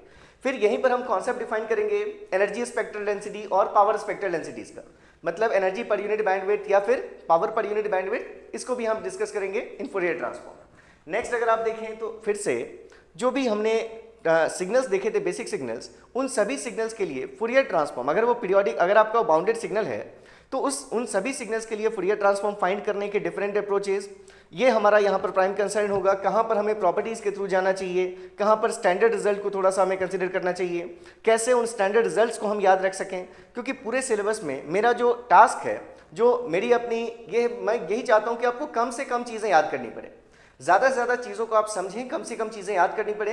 लेकिन कुछ चीज़ें ऐसी होती हैं कि आप उसको समझेंगे भी, ऐसा नहीं कि अगर आप भूल गए तो प्रॉब्लम होगी, लेकिन अगर वो चीज़ आप याद रख पाए तो बहुत एडवांटेज है, बहुत सारा टाइम बचेगा और उससे आपके कॉन्सेप्ट भी और अच्छे हो जाएंगे। तो यहाँ पर उन चीज़ों को मैं आपको पार्ट टाइम, मतलब टाइम टू टाइम आपको मैं लिखवाता रहूँगा कि किनको आपको हाईलाइट करके रखना है, किन चीज़ों को बार बार यूज़ करना है, तो कौन से रिजल्ट्स आपको याद हो जाएं। वैसे भी आपको याद करना नहीं पड़ेगा। अगर आप एक ही चीज़ पर अगर आप अलग अलग टाइप के 8-10 क्वेश्चंस कर रहे हैं, तो फिर वो चीज़ आप नहीं भूलेंगे। जो भी हमारे पास रिजल्ट था, अगर 8-10 क्वेश्चन से वैसे रिजल्ट अगर आपके पास आए हैं, तो वो चीज़ें आपको लंबे टाइम तक बिल्कुल याद रहने वाली हैं। तो ये सभी चीज़ें देखने के बाद यहाँ पर ही हम फूरियर ट्रांसफॉर्म की प्रॉपर्टीज में ही मॉड्यूलेशन इफेक्ट भी आप देखेंगे, मॉड्यूलेशन प्रॉपर्टी, जिसको आप वास्ट एप्लीकेशन देखते हैं आप कम्युनिकेशन सिस्टम्स में। वैसे तो यहाँ पर ये हिल्बर्ट ट्रांसफॉर्म का पोर्शन हो सकता है मैं यहाँ स्किप कर दूँ आपके इलेक्ट्रिकल ब्रांच वालों के लिए, फिर भी मॉड्यूलेशन प्रॉपर्टी तक हमारी चीज़ें इंपॉर्टेंट है। तो ये हमारा टॉपिक होगा यूनिट 4। नेक्स्ट हम आएंगे सैम्पलिंग में। तो सैम्पलिंग में सबसे पहले तो हम डेफिनेशंस देखेंगे कि अगर हमें किसी कंटिन्यूस टाइम सिग्नल को डिस्क्रीट टाइम में अगर हमें चेंज करना है तो एक ही टूल है हमारे पास, सैम्पलिंग। तो सैम्पलिंग की प्रॉपर्टीज देखेंगे। सैम्पलिंग से अगर हम कह रहे हैं कि किसी कंटिन्यूस टाइम सिग्नल्स को हम रिप्रेजेंट कर सकते हैं सिर्फ उसके कुछ इंस्टेंट पर सैंपल्स लेकर, तो क्या कंस्ट्रेंट है कि वो जो सैंपल्स लेंगे हम उस सिग्नल के मैक्सिमम वो कितनी दूर पर हम वो सैंपल्स ले सकते हैं। तो इन सभी चीज़ों पर बेस्ड हमारा जो सैम्पलिंग थ्योरम है, हम उस सैम्पलिंग थ्योरम को स्टडी करेंगे। पहले हम बात करेंगे सैम्पलिंग की, वो हमारी सैम्पलिंग होगी फॉर लो पास सिग्नल, मतलब ऐसे सिग्नल्स जिसमें मिनिमम फ्रीक्वेंसी कंपोनेंट 0 हो, या आप कहें जिसका स्पेक्ट्रम 0 पर सेंटर्ड होता है, ऐसे सिग्नल्स को आप नाम देते हैं लो पास सिग्नल्स। तो उस लो पास सिग्नल के लिए इंस्टेंटेनियस सैम्पलिंग हम सबसे पहले देखेंगे। इंस्टेंटेनियस सैम्पलिंग मतलब हम जिस पीरियोडिक इंपल्स ट्रेन से मल्टीप्लाई करके सैम्पलिंग कर रहे हैं, वो हमारी जो इंपल्स ट्रेन होगी, अगर वो आप इंपल्स ट्रेन ले रहे हैं तो आप इस प्रोसेस को नाम देंगे इंस्टेंटेनियस सैम्पलिंग। अगर आपने वो इंपल्स ट्रेन की जगह पर अगर रेक्टेंगुलर पल्सेस ले लिए, पीरियोडिक रेक्टेंगुलर पल्सेस, उनसे मल्टीप्लाई करके अगर आप सैम्पलिंग कर रहे हैं तो वो हमारा जो होगा वो अलग टाइप का सैम्पलिंग होगा। मतलब वो हम उसको हम नाम देंगे, जैसे हमने लिख रखा है ये, या तो आपके नेचुरल सैम्पलिंग या फिर आप उसको पल्स एम्पलीट्यूड मॉड्यूलेशन के नाम से भी जानते हैं। तो वो सेकंड हमारा टाइप होगा सैम्पलिंग का। फिर हम यहीं पर फ्लैट टॉप सैम्पलिंग की भी हम डिस्कशन करेंगे। तो ये सभी चीज़ें हम क्यों ले रहे हैं, अलग अलग टाइप्स, ये सब हम डिस्कशन करेंगे पूरा इसमें। जैसा हमने लो पास सिग्नल्स के लिए सैम्पलिंग स्टेटमेंट लिया, वैसा ही हम स्टेटमेंट देखेंगे कि अगर बैंड पास सिग्नल्स हैं तो उनके लिए मिनिमम सैम्पलिंग फ्रीक्वेंसी हम कैसे फाइंड करें। तो हर जगह जहां पर भी मिनिमम सैम्पलिंग फ्रीक्वेंसी की जरूरत होगी, हमें वो देखेंगे हम कि उसको फाइंड करने के लिए हमारी रिक्वायरमेंट होगी कि हम फाइंड कर सकें कि जिस सिग्नल के लिए हम बात कर रहे हैं उस सिग्नल का मैक्सिमम फ्रीक्वेंसी कंपोनेंट कितना है। तो कभी भी जब सैम्पलिंग के क्वेश्चंस आएंगे तो सबसे फर्स्ट हमारा जो टारगेट होगा, टास्क होगा वहाँ, वो यही होगा कि जिस सिग्नल की हम सैम्पलिंग कर रहे हैं उस सिग्नल के मैक्सिमम फ्रीक्वेंसी कंपोनेंट को फाइंड करना। तो उसकी हम यहाँ पर बात करेंगे कि अगर हमने दो सिग्नल्स को टाइम में ऐड कर दिया तो उनका मैक्सिमम फ्रीक्वेंसी कंपोनेंट कितना होगा, अगर कन्वॉल्व कर दिया तो मैक्सिमम फ्रीक्वेंसी कंपोनेंट क्या होगा, मल्टीप्लाई कर दिया टाइम में तो मैक्सिमम फ्रीक्वेंसी कंपोनेंट क्या होगा। तो ये जो पूरा सैम्पलिंग का टॉपिक है, इसको हम अलग से सैम्पलिंग अगर नाम नहीं भी देते तो मैं यहाँ पर सिर्फ लिख देता है एप्लीकेशन ऑफ फूरियर ट्रांसफॉर्म, क्योंकि आप देखेंगे यहाँ पर पूरा ये जो टॉपिक है सिर्फ फूरियर ट्रांसफॉर्म के एप्लीकेशन पर बेस्ड है। कुछ भी इसमें नई चीज़ नहीं आएगी, जो भी हमने कॉन्सेप्ट फूरियर ट्रांसफॉर्म में पढ़ लिए होंगे उन्हीं का इम्प्लीमेंटेशन है। नेक्स्ट, इफेक्ट, सैम्पलिंग का इफेक्ट क्या होगा उसके फ्रीक्वेंसी डोमेन पर, ये चीज़ हम यहाँ पर देखेंगे। बैंड पास सिग्नल की सैम्पलिंग की बात करेंगे और जैसे हमने बात की नेचुरल सैम्पलिंग और फ्लैट टॉप सैम्पलिंग की भी बात करेंगे। लेकिन आपकी ब्रांच इलेक्ट्रिकल है तो इस पर क्वेश्चंस आपके नहीं आते, फिर भी इसका मैं एक जनरल आइडिया आपको जरूर होना चाहिए, तो इतना हम यहाँ पर डिस्कशन करेंगे। नेक्स्ट पार्ट 2 में आप एप्लीकेशन देखेंगे, जैसे क्वेश्चंस आपके जो आते हैं किस टाइप के क्वेश्चंस आएंगे, तो वो सभी क्वेश्चंस में आप देखेंगे कि conversion of continuous time into a discrete time signal. ऐसा सबसे पहला एप्लीकेशन तो सैम्पलिंग का यही है कि कंटिन्यूअस टाइम सिग्नल को आप डिस्क्रीट टाइम सिग्नल में कन्वर्ट करते हैं। तो अगर वो डिस्क्रीट टाइम सिग्नल बन गया तो n की किसी एक पर्टिकुलर वैल्यू पर आपसे अगर उसकी वैल्यू पूछी जाए सिग्नल की, इस टाइप के क्वेश्चंस हो गए। Next, discrete time processing of continuous time signals. ये जो टॉपिक है इलेक्ट्रिकल ब्रांच में अलग से मेंशन नहीं है, फिर भी इसको हम थोड़ा सा इसका आइडिया ले सकते हैं, कोई बहुत डिटेल में हमें नहीं जाना। लेकिन हम देखेंगे कि हम जो सिग्नल ट्रांसमिट करना चाहते हैं वो सिग्नल एनालॉग होते हैं। जो सिग्नल हम रिसीव करेंगे मतलब जो हमें चाहिए रिसीवर एंड पर, वो भी हमें एनालॉग फॉर्म में ही चाहिए, कंटिन्यूअस फॉर्म में चाहिए, कंटिन्यूअस सिग्नल के फॉर्म में चाहिए।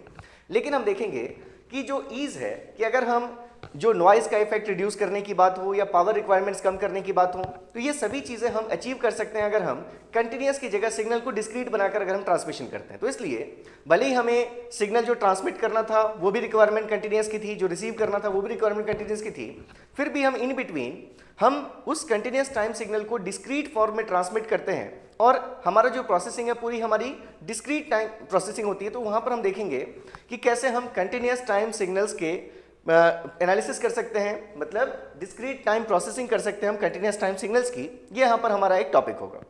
नेक्स्ट, रिलेशन क्या है, जैसे हमने बात की कंटिन्यूअस और डिस्क्रीट की फ्रीक्वेंसीज के बीच में, या अगर आप यहाँ पर देखेंगे तो कुछ एनालॉगस मेथड्स हैं कि अगर आपके पास मान लीजिए कोई कंटिन्यूअस टाइम एलटीआई सिस्टम है, जो आप कह रहे हैं कि आपका फिल्टर की प्रॉपर्टी है अगर इस सिस्टम में, मतलब अगर आपका कोई कंटिन्यूअस टाइम फिल्टर है, हो सकता है वो लो पास फिल्टर हो, हाई पास फिल्टर हो, तो कैसे उस फिल्टर के करस्पॉन्डिंग, उस कंटिन्यूअस टाइम फिल्टर के करस्पॉन्डिंग हम अपना डिजिटल फिल्टर डिजाइन कर सकते हैं, वो भी यहाँ पर हमारे सैम्पलिंग का ही एप्लीकेशन है। उसको हम पढ़ेंगे यहाँ पर impulse invariance method of designing digital filter from corresponding analog filter.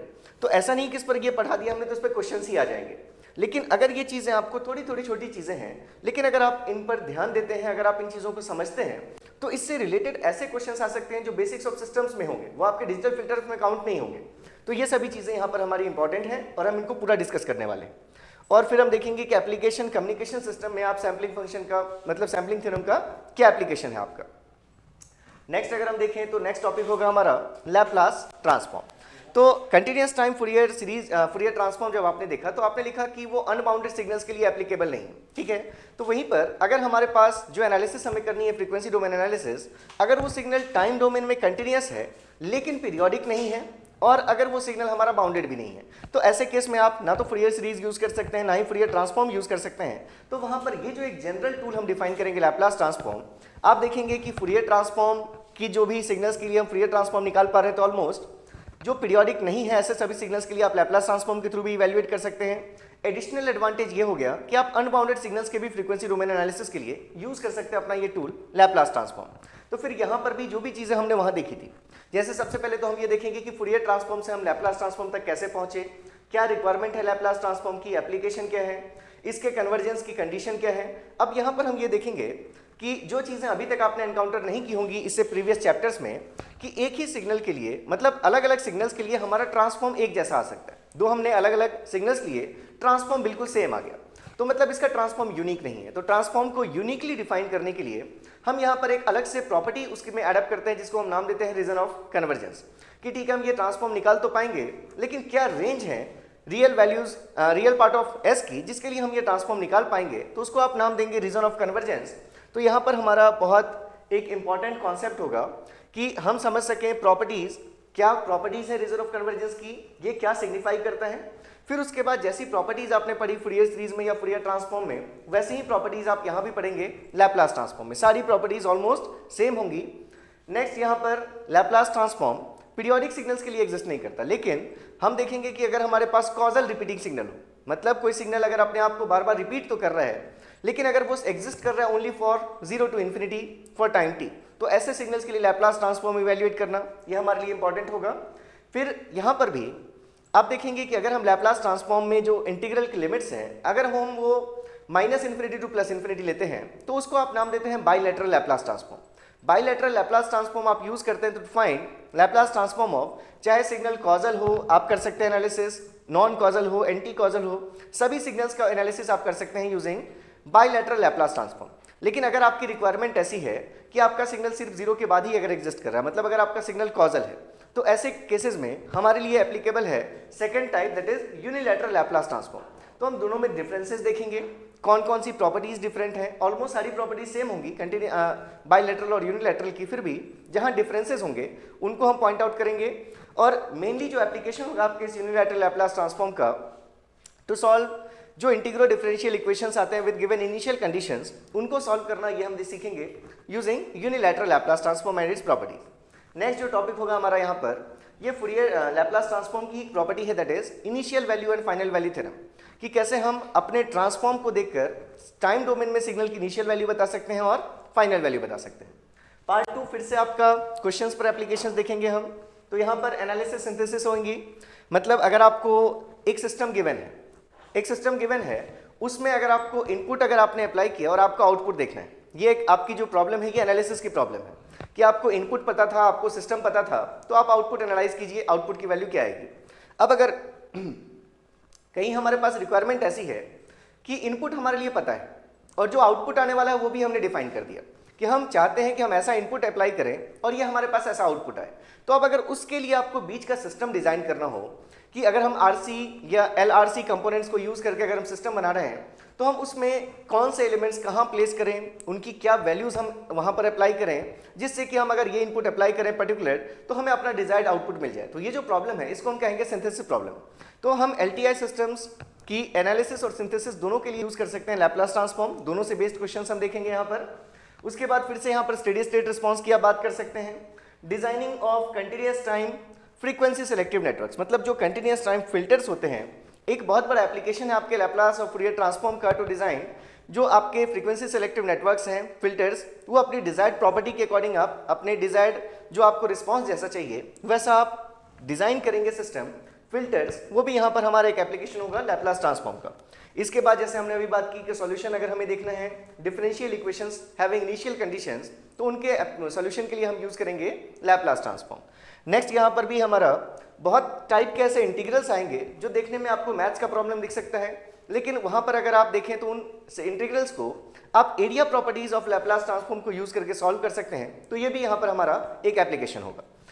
और फिर कॉजलिटी और स्टेबिलिटी एनालिसिस के लिए तो डेफिनेटली आप लैप्लास ट्रांसफॉर्म को यूज करते ही हैं। तो हमने जो यहाँ पर रीजन ऑफ कन्वर्जेंस देखा होगा, तो देखिए यहाँ पर हमने लिखा है concept of complex frequency plane and region of convergence, क्योंकि जो फूरियर ट्रांसफॉर्म आप इवेल्युएट करेंगे वो आप जानते हैं वो आप इवेल्युएट करेंगे ऑन जी ओमेगा एक्सिस, मतलब सिर्फ इमेजिनरी एक्सिस पर। तो अब जो ये आपने लैप्लास प्लेन डिजाइन किया, जो एस प्लेन जिसको आप कहते हैं, उसमें आप जानते हैं कि रियल एक्सिस है और एक इमेजिनरी एक्सिस है, मतलब ये जो लैप्लास का एस प्लेन है it is a complex frequency plane. तो हम यहाँ पर कॉम्प्लेक्स फ्रीक्वेंसी क्या होती है, कॉम्प्लेक्स फ्रीक्वेंसी प्लेन क्या होता है, रीजन ऑफ कन्वर्जेंस क्या होता है, ये कॉन्सेप्ट हमारे लिए बहुत इंपॉर्टेंट होंगे। और जितने भी हमने ये रीजन ऑफ कन्वर्जेंस की बातें की हैं, सेम कॉन्सेप्ट्स हमारे रिपीट होने वाले हैं in case of Z transform. तो यहाँ हमारा जो भी बेस बनेगा इसको पूरा हम यूटिलाइज करने वाले हैं अपने नेक्स्ट चैप्टर में जो होगा हमारा जेड ट्रांसफॉर्म। तो कॉजलिटी स्टेबिलिटी एनालिसिस भी अगर आपको ट्रांसफॉर्म की आरओसी पता हो, तो उस आरओसी और सिग्नल का अगर आपको नेचर पता हो कि ये राइट साइडेड है या लेफ्ट साइडेड है, तो उससे आप डिफाइन कर सकते हैं कॉजलिटी स्टेबिलिटी। ये चीज़ें हम यहाँ पर सीखेंगे। तो इसके बाद जो नेक्स्ट टॉपिक होना चाहिए था, नॉर्मली वो जेड ट्रांसफॉर्म होता, लेकिन अब आपके चैप्टर में सिलेबस में ऐड कर दिया गया है नया topic, that is discrete time Fourier transform. तो इसके बाद हम अपना टॉपिक वही कवर करेंगे, डिस्क्रीट टाइम फूरियर ट्रांसफॉर्म, क्योंकि हम देखेंगे कि जिस तरह कंटिन्यूअस टाइम फूरियर ट्रांसफॉर्म आप इवेल्युएट करते हैं जी ओमेगा एक्सिस पर, फिर अगर अनबाउंडेड सिग्नल्स के लिए नहीं कर पाए हम ट्रांसफॉर्म फाइंड, तो हमने ट्रांसफॉर्म एक रियल एक्सिस ऐड कर दी सिग्मा और हमने एस प्लेन डिजाइन कर लिया। ऐसे ही अगर हम डिस्क्रीट टाइम सिग्नल्स के ट्रांसफॉर्म की बात करेंगे, तो एक चीज तो श्योर होगा कि किसी भी डिस्क्रीट टाइम सिग्नल का फ्रीक्वेंसी डोमेन हमेशा ही पीरियोडिक आएगा। मतलब जो भी हमें ट्रांसफॉर्म मिलने वाला है, जो हम कंटिन्यूअस टाइम फूरियर ट्रांसफॉर्म जैसा हमने फाइंड किया, अगर हमने उस सिग्नल पर, जिस सिग्नल का ट्रांसफॉर्म हम इवेल्युएट कर रहे थे, अगर हम उस सिग्नल पर सैम्पलिंग कर दें, तो अब हमारे पास क्या सिग्नल आएगा, डिस्क्रीट टाइम सिग्नल आएगा। तो अगर सिग्नल टाइम में डिस्क्रीट है तो डेफिनेटली उसका जो ट्रांसफॉर्म मिलेगा हमें वो पीरियोडिक मिलेगा। तो यहाँ पर हम ये चीजें देखेंगे कि डिस्क्रीट टाइम फूरियर ट्रांसफॉर्म में कि अगर सिग्नल का ट्रांसफॉर्म पीरियोडिक है, तो इसलिए आप कहते हैं कि आप ट्रांसफॉर्म को एक सर्कल पर इवेल्युएट कर रहे हैं, जो हर 2 पाई के बाद अपनी वैल्यू का अगर कोई चीज रिपीट कर रही है, तो आप कहेंगे कि आप कहाँ इवेल्युएट कर रहे हैं ट्रांसफॉर्म, एक सर्कल पर इवेल्युएट कर रहे हैं। तो हम देखेंगे कि अगर हम ट्रांसफॉर्म यूनिट सर्कल पर इवेल्युएट करें तो उस ट्रांसफॉर्म को हम नाम देंगे DTFT, और अगर हम अदर देन यूनिटी किसी अदर रेडियस के सर्कल पर इवेल्युएट करें तो वहां उसके लिए हम पढ़ेंगे Z ट्रांसफॉर्म। तो जैसा कंटिन्यूअस टाइम फूरियर ट्रांसफॉर्म में था, अगर सिर्फ जी ओमेगा एक्सिस है तो कंटिन्यूअस टाइम फूरियर ट्रांसफॉर्म, और रियल प्लस इमेजिनरी दोनों एक्सिस हैं तो लैप्लास ट्रांसफॉर्म ऐसे ही, अगर मैग्नीट्यूड 1 है, अगर रेडियस सर्कल का 1 है जिस पर हमने ट्रांसफॉर्म इवेल्युएट किया, तो वो होगा हमारा ट्रांसफॉर्म DTFT। और जब हम अदर देन यूनिटी किसी अदर रेडियस सर्कल पर अगर ड्रॉ करेंगे ट्रांसफॉर्म, तो वो ट्रांसफॉर्म होगा हमारा Z ट्रांसफॉर्म। तो सबसे पहले तो हम ये देखेंगे कि हम इस DTFT को कैसे रिलेट कर सकते हैं, चाहे लैप्लास ट्रांसफॉर्म से कहें या फूरियर ट्रांसफॉर्म से कहें। तो इसकी एनालिसिस और सिंथेसिस इक्वेशंस कैसे आएंगी, क्योंकि डिफरेंस बस इतना आया है कि पहले हम जिस सिग्नल का फूरियर ट्रांसफॉर्म निकाला था हमने, अब हमने उस सिग्नल को सैम्पलिंग करके डिस्क्रीट बना दिया है। तो सैम्पलिंग का इफेक्ट लेकर हम उन्हीं एनालिसिस और सिंथेसिस इक्वेशंस से डिस्क्रीट टाइम फूरियर ट्रांसफॉर्म की भी एनालिसिस और सिंथेसिस इक्वेशंस फाइंड कर सकते हैं। फिर जैसी प्रॉपर्टीज हमने वहां फूरियर ट्रांसफॉर्म में पढ़ी थी, वैसे ही प्रॉपर्टीज हमारी यहां भी होंगी। लेकिन जैसे आपका continuous time Fourier transform unique था, भले ही लैप्लास नहीं था, वैसे यहां भी DTFT ट्रांसफॉर्म आपका यूनिक होगा, Z ट्रांसफॉर्म यूनिक नहीं होगा। इसलिए DTFT के केस में आप फिर किसी रीजन ऑफ कन्वर्जेंस की बात नहीं करेंगे, लेकिन जब हम Z ट्रांसफॉर्म में जाएंगे तो वहां पर हम फिर से रीजन ऑफ कन्वर्जेंस की बात करेंगे। तो यहाँ पर अगर हम देखें तो फिर से क्या रिक्वायरमेंट थी, क्या एप्लीकेशंस हैं डिस्क्रीट टाइम फूरियर ट्रांसफॉर्म के, और क्या एग्जिस्टेंस के लिए कंडीशंस नेसेसरी हैं कि कब तक हम किस सिग्नल के लिए निकाल सकते हैं, किन के लिए नहीं निकाल सकते, वो सभी डिटेल डिस्कशन हम यहाँ पर करेंगे DTFT में। इसके बाद पीरियोडिसिटी, ट्रांसफॉर्म की पीरियोडिसिटी की बात कर ली हमने, मैग्नीट्यूड, फेज, स्पेक्ट्रा यहाँ भी हम देखेंगे। अगर हमारा कोई कंटिन्यूअस टाइम सिग्नल हो या डिस्क्रीट टाइम, हमने अगर ट्रांसफॉर्म कैलकुलेट किया है तो उसका फ्रीक्वेंसी डोमेन हम इन्हीं के थ्रू एनालाइज करेंगे, मैग्नीट्यूड और फेज स्पेक्ट्रम के थ्रू। नेक्स्ट, जो बेसिक ट्रांसफॉर्म पेयर्स होते हैं, जो कॉमनली एनकाउंटर्ड सिग्नल्स हैं आपके, या जितने भी पॉसिबल टाइप्स हो सकते हैं क्वेश्चंस के, वो सभी हम ट्रांसफॉर्म पेयर्स यहाँ पर डिफाइन करेंगे कि सिग्नल का क्या ट्रांसफॉर्म है। और हर जगह देखेंगे हम यहाँ पर हमें एडिशनली एक टर्म लेना पड़ेगा समेशन का, जो बस ये बताने के लिए हम यूज़ करेंगे कि ये जो ट्रांसफॉर्म की वैल्यू है ये सिर्फ इसी फ्रीक्वेंसी पर ऐसी नहीं है, ये हर 2 पाई के बाद फ्रीक्वेंसी में यही चीज़ हमें मिलने वाली है। इसलिए आप यहाँ जो ट्रांसफॉर्म पेयर्स आपको मिलेंगे तो कंटिन्यूस टाइम फूरियर ट्रांसफॉर्म और डिस्क्रीट टाइम फूरियर ट्रांसफॉर्म में आपको यही चीज़ डिफरेंस में दिखेगी कि यहाँ पर आपको हमेशा एक एडिशनल समेशन का टर्म दिखेगा जो ये बताने के लिए यूज़ किया जाएगा कि ये ट्रांसफॉर्म हमारा 2 पाई से फ्रीक्वेंसी में पीरियोडिक है। नेक्स्ट, जैसे हमने यहाँ पर बात कर ली डेफिनेशंस की, सेकंड पार्ट में फिर से आपके क्वेश्चंस बेस्ड होंगे यहाँ पर एप्लीकेशन। तो अगर सबसे बड़ा एप्लीकेशन आप देखें डिस्क्रीट टाइम फूरियर ट्रांसफॉर्म का, तो जैसे कंटिन्यूस टाइम फूरियर ट्रांसफॉर्म का एप्लीकेशन है कि अगर आपको एनालिसिस करनी है कंटिन्यूस टाइम एलटीआई सिस्टम्स की, जिनको आप जैसे कोई भी एनालॉग फिल्टर अगर आपने डिजाइन किया, चाहे वो लो पास फिल्टर हो, हाई पास फिल्टर हो, कंटिन्यूस टाइम में एलसीआर को आपने यूज करके, तो उसकी एनालिसिस करते हैं आप कंटिन्यूस टाइम फूरियर ट्रांसफॉर्म से। ऐसे ही अगर डिस्क्रीट टाइम एलटीआई सिस्टम्स हैं, जिनको आप नाम दें, अगर एक क्लास उन डिस्क्रीट टाइम एलटीआई सिस्टम्स का ही, जिसको आप नाम देते हैं डिजिटल फिल्टर्स, तो उस डिजिटल फिल्टर के एनालिसिस के लिए भी जो मोस्ट इंपॉर्टेंट टूल है वो है हमारा ये tool discrete time Fourier transform. तो भले डिजिटल फिल्टर हमारे सिलेबस में नहीं है, लेकिन हम बार बार बात कर रहे हैं कि हम उनको पढ़ेंगे, किस फॉर्म में पढ़ेंगे, as a discrete time LTI system के टाइप में हम उसको पढ़ेंगे। नेक्स्ट, कंस्ट्रेंट देखेंगे हम मैक्सिमम फ्रीक्वेंसी, मतलब अगर हम किसी ऐसे सिग्नल का ट्रांसफॉर्म निकालने जा रहे हैं, किसी भी सिग्नल का, तो उस सिग्नल की मैक्सिमम फ्रीक्वेंसी क्या होनी चाहिए जिससे कि हम, अगर हमें उसका ट्रांसफॉर्म पता है तो उससे वापस हम अपने सिग्नल को रिकवर कर पाएं। तो देखेंगे यहाँ पर डिस्क्रीट के केस में उस मैक्सिमम फ्रीक्वेंसी पर कुछ कंस्ट्रेंट्स होंगे, उनका डिस्कशन हम यहाँ पर करेंगे। नेक्स्ट, अगर आप देखें तो ड्यूअलिटी एग्जिस्ट करती है फूरियर सीरीज और डिस्क्रीट टाइम फूरियर ट्रांसफॉर्म के बीच में, तो उस ड्यूअलिटी की हम बात करेंगे। एनर्जी कैसे फाइंड कर सके हम, जैसे कंटिन्यूस टाइम फूरियर ट्रांसफॉर्म में हमने देखा था रियल एनर्जी थ्योरम, वैसे यहाँ भी हम यूज करेंगे वो थ्योरम।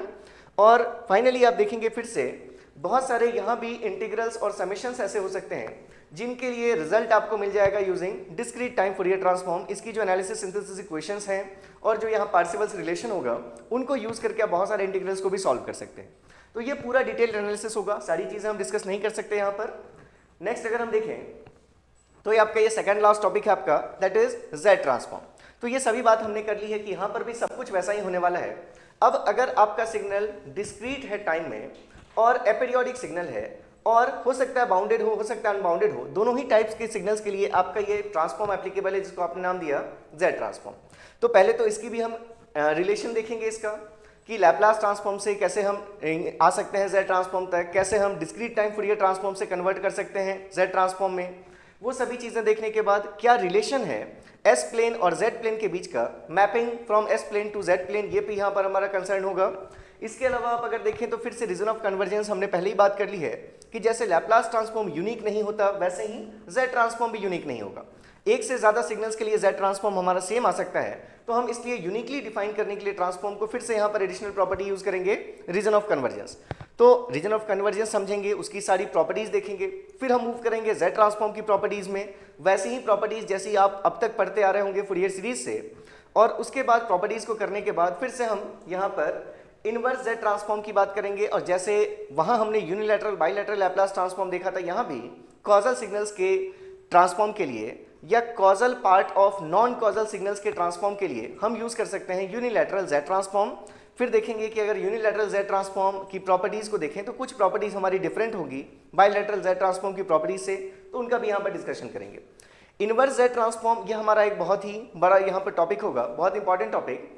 तो उसके लिए हम डिफरेंट मेथड्स देखेंगे। फर्स्ट मेथड तो हमारा इंस्पेक्शन मेथड होगा कि आपने जिन ट्रांसफॉर्म पेयर्स को देख रखा है वो वहां से डायरेक्टली आप इनवर्स कैलकुलेट कर सकते हैं, अगर वैसा रिलेशन आपको दिख रहा है तो।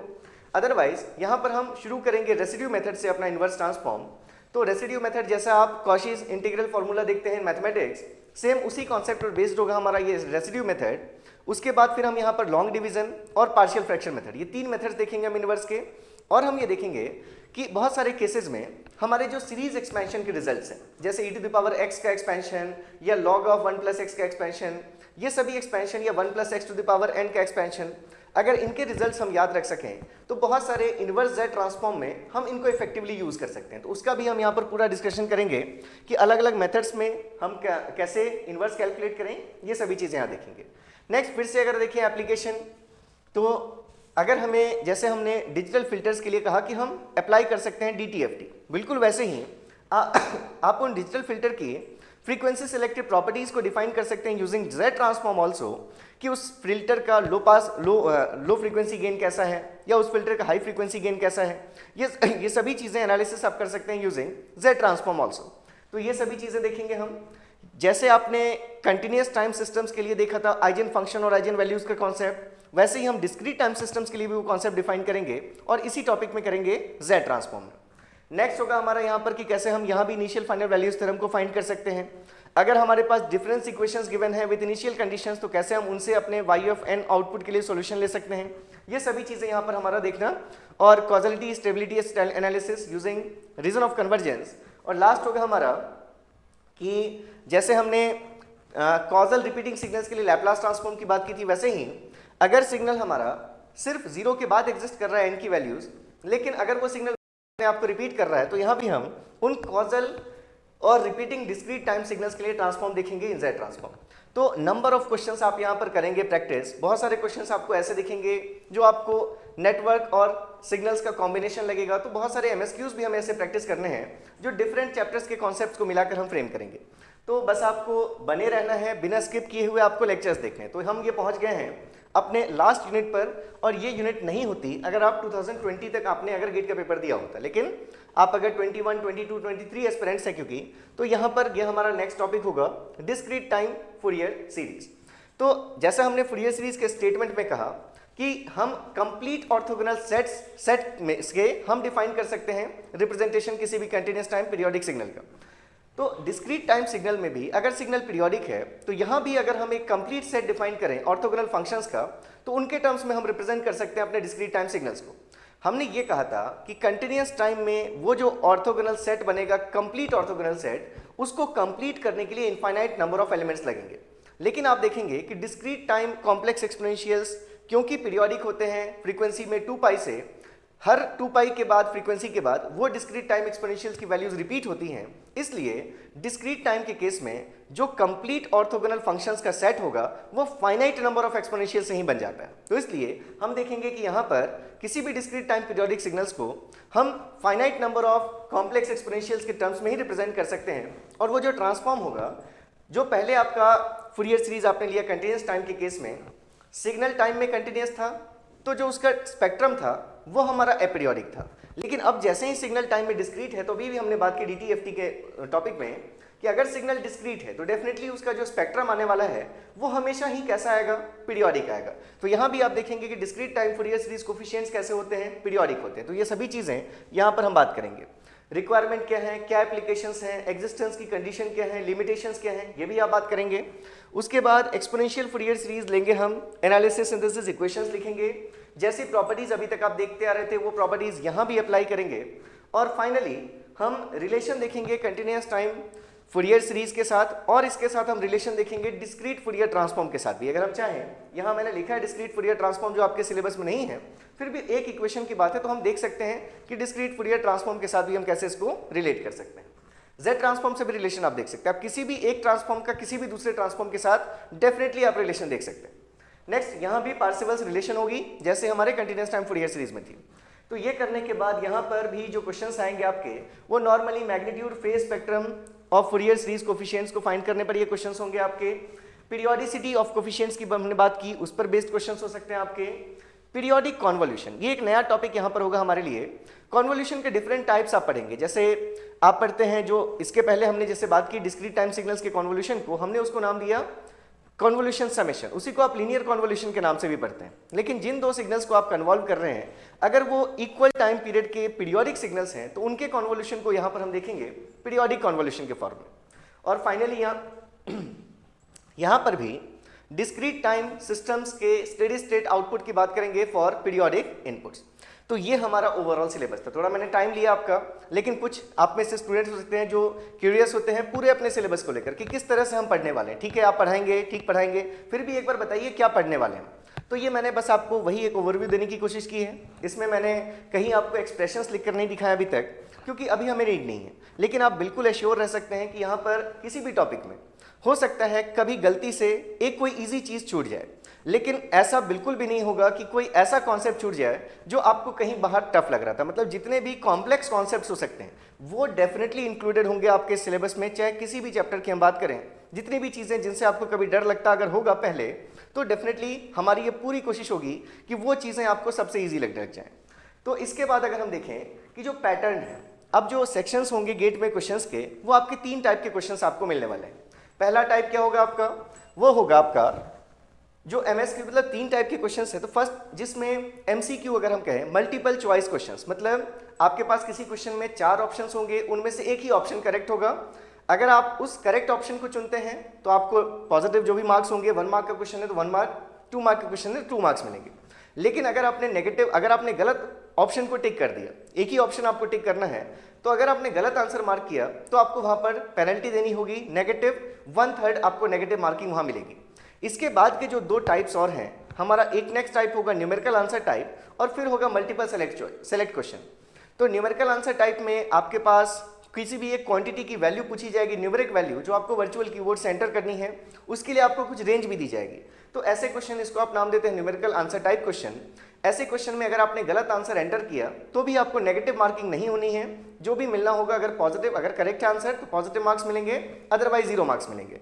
और जो थर्ड टाइप होगा आपका, उसको हम कहेंगे मल्टीपल सेलेक्ट क्वेश्चंस।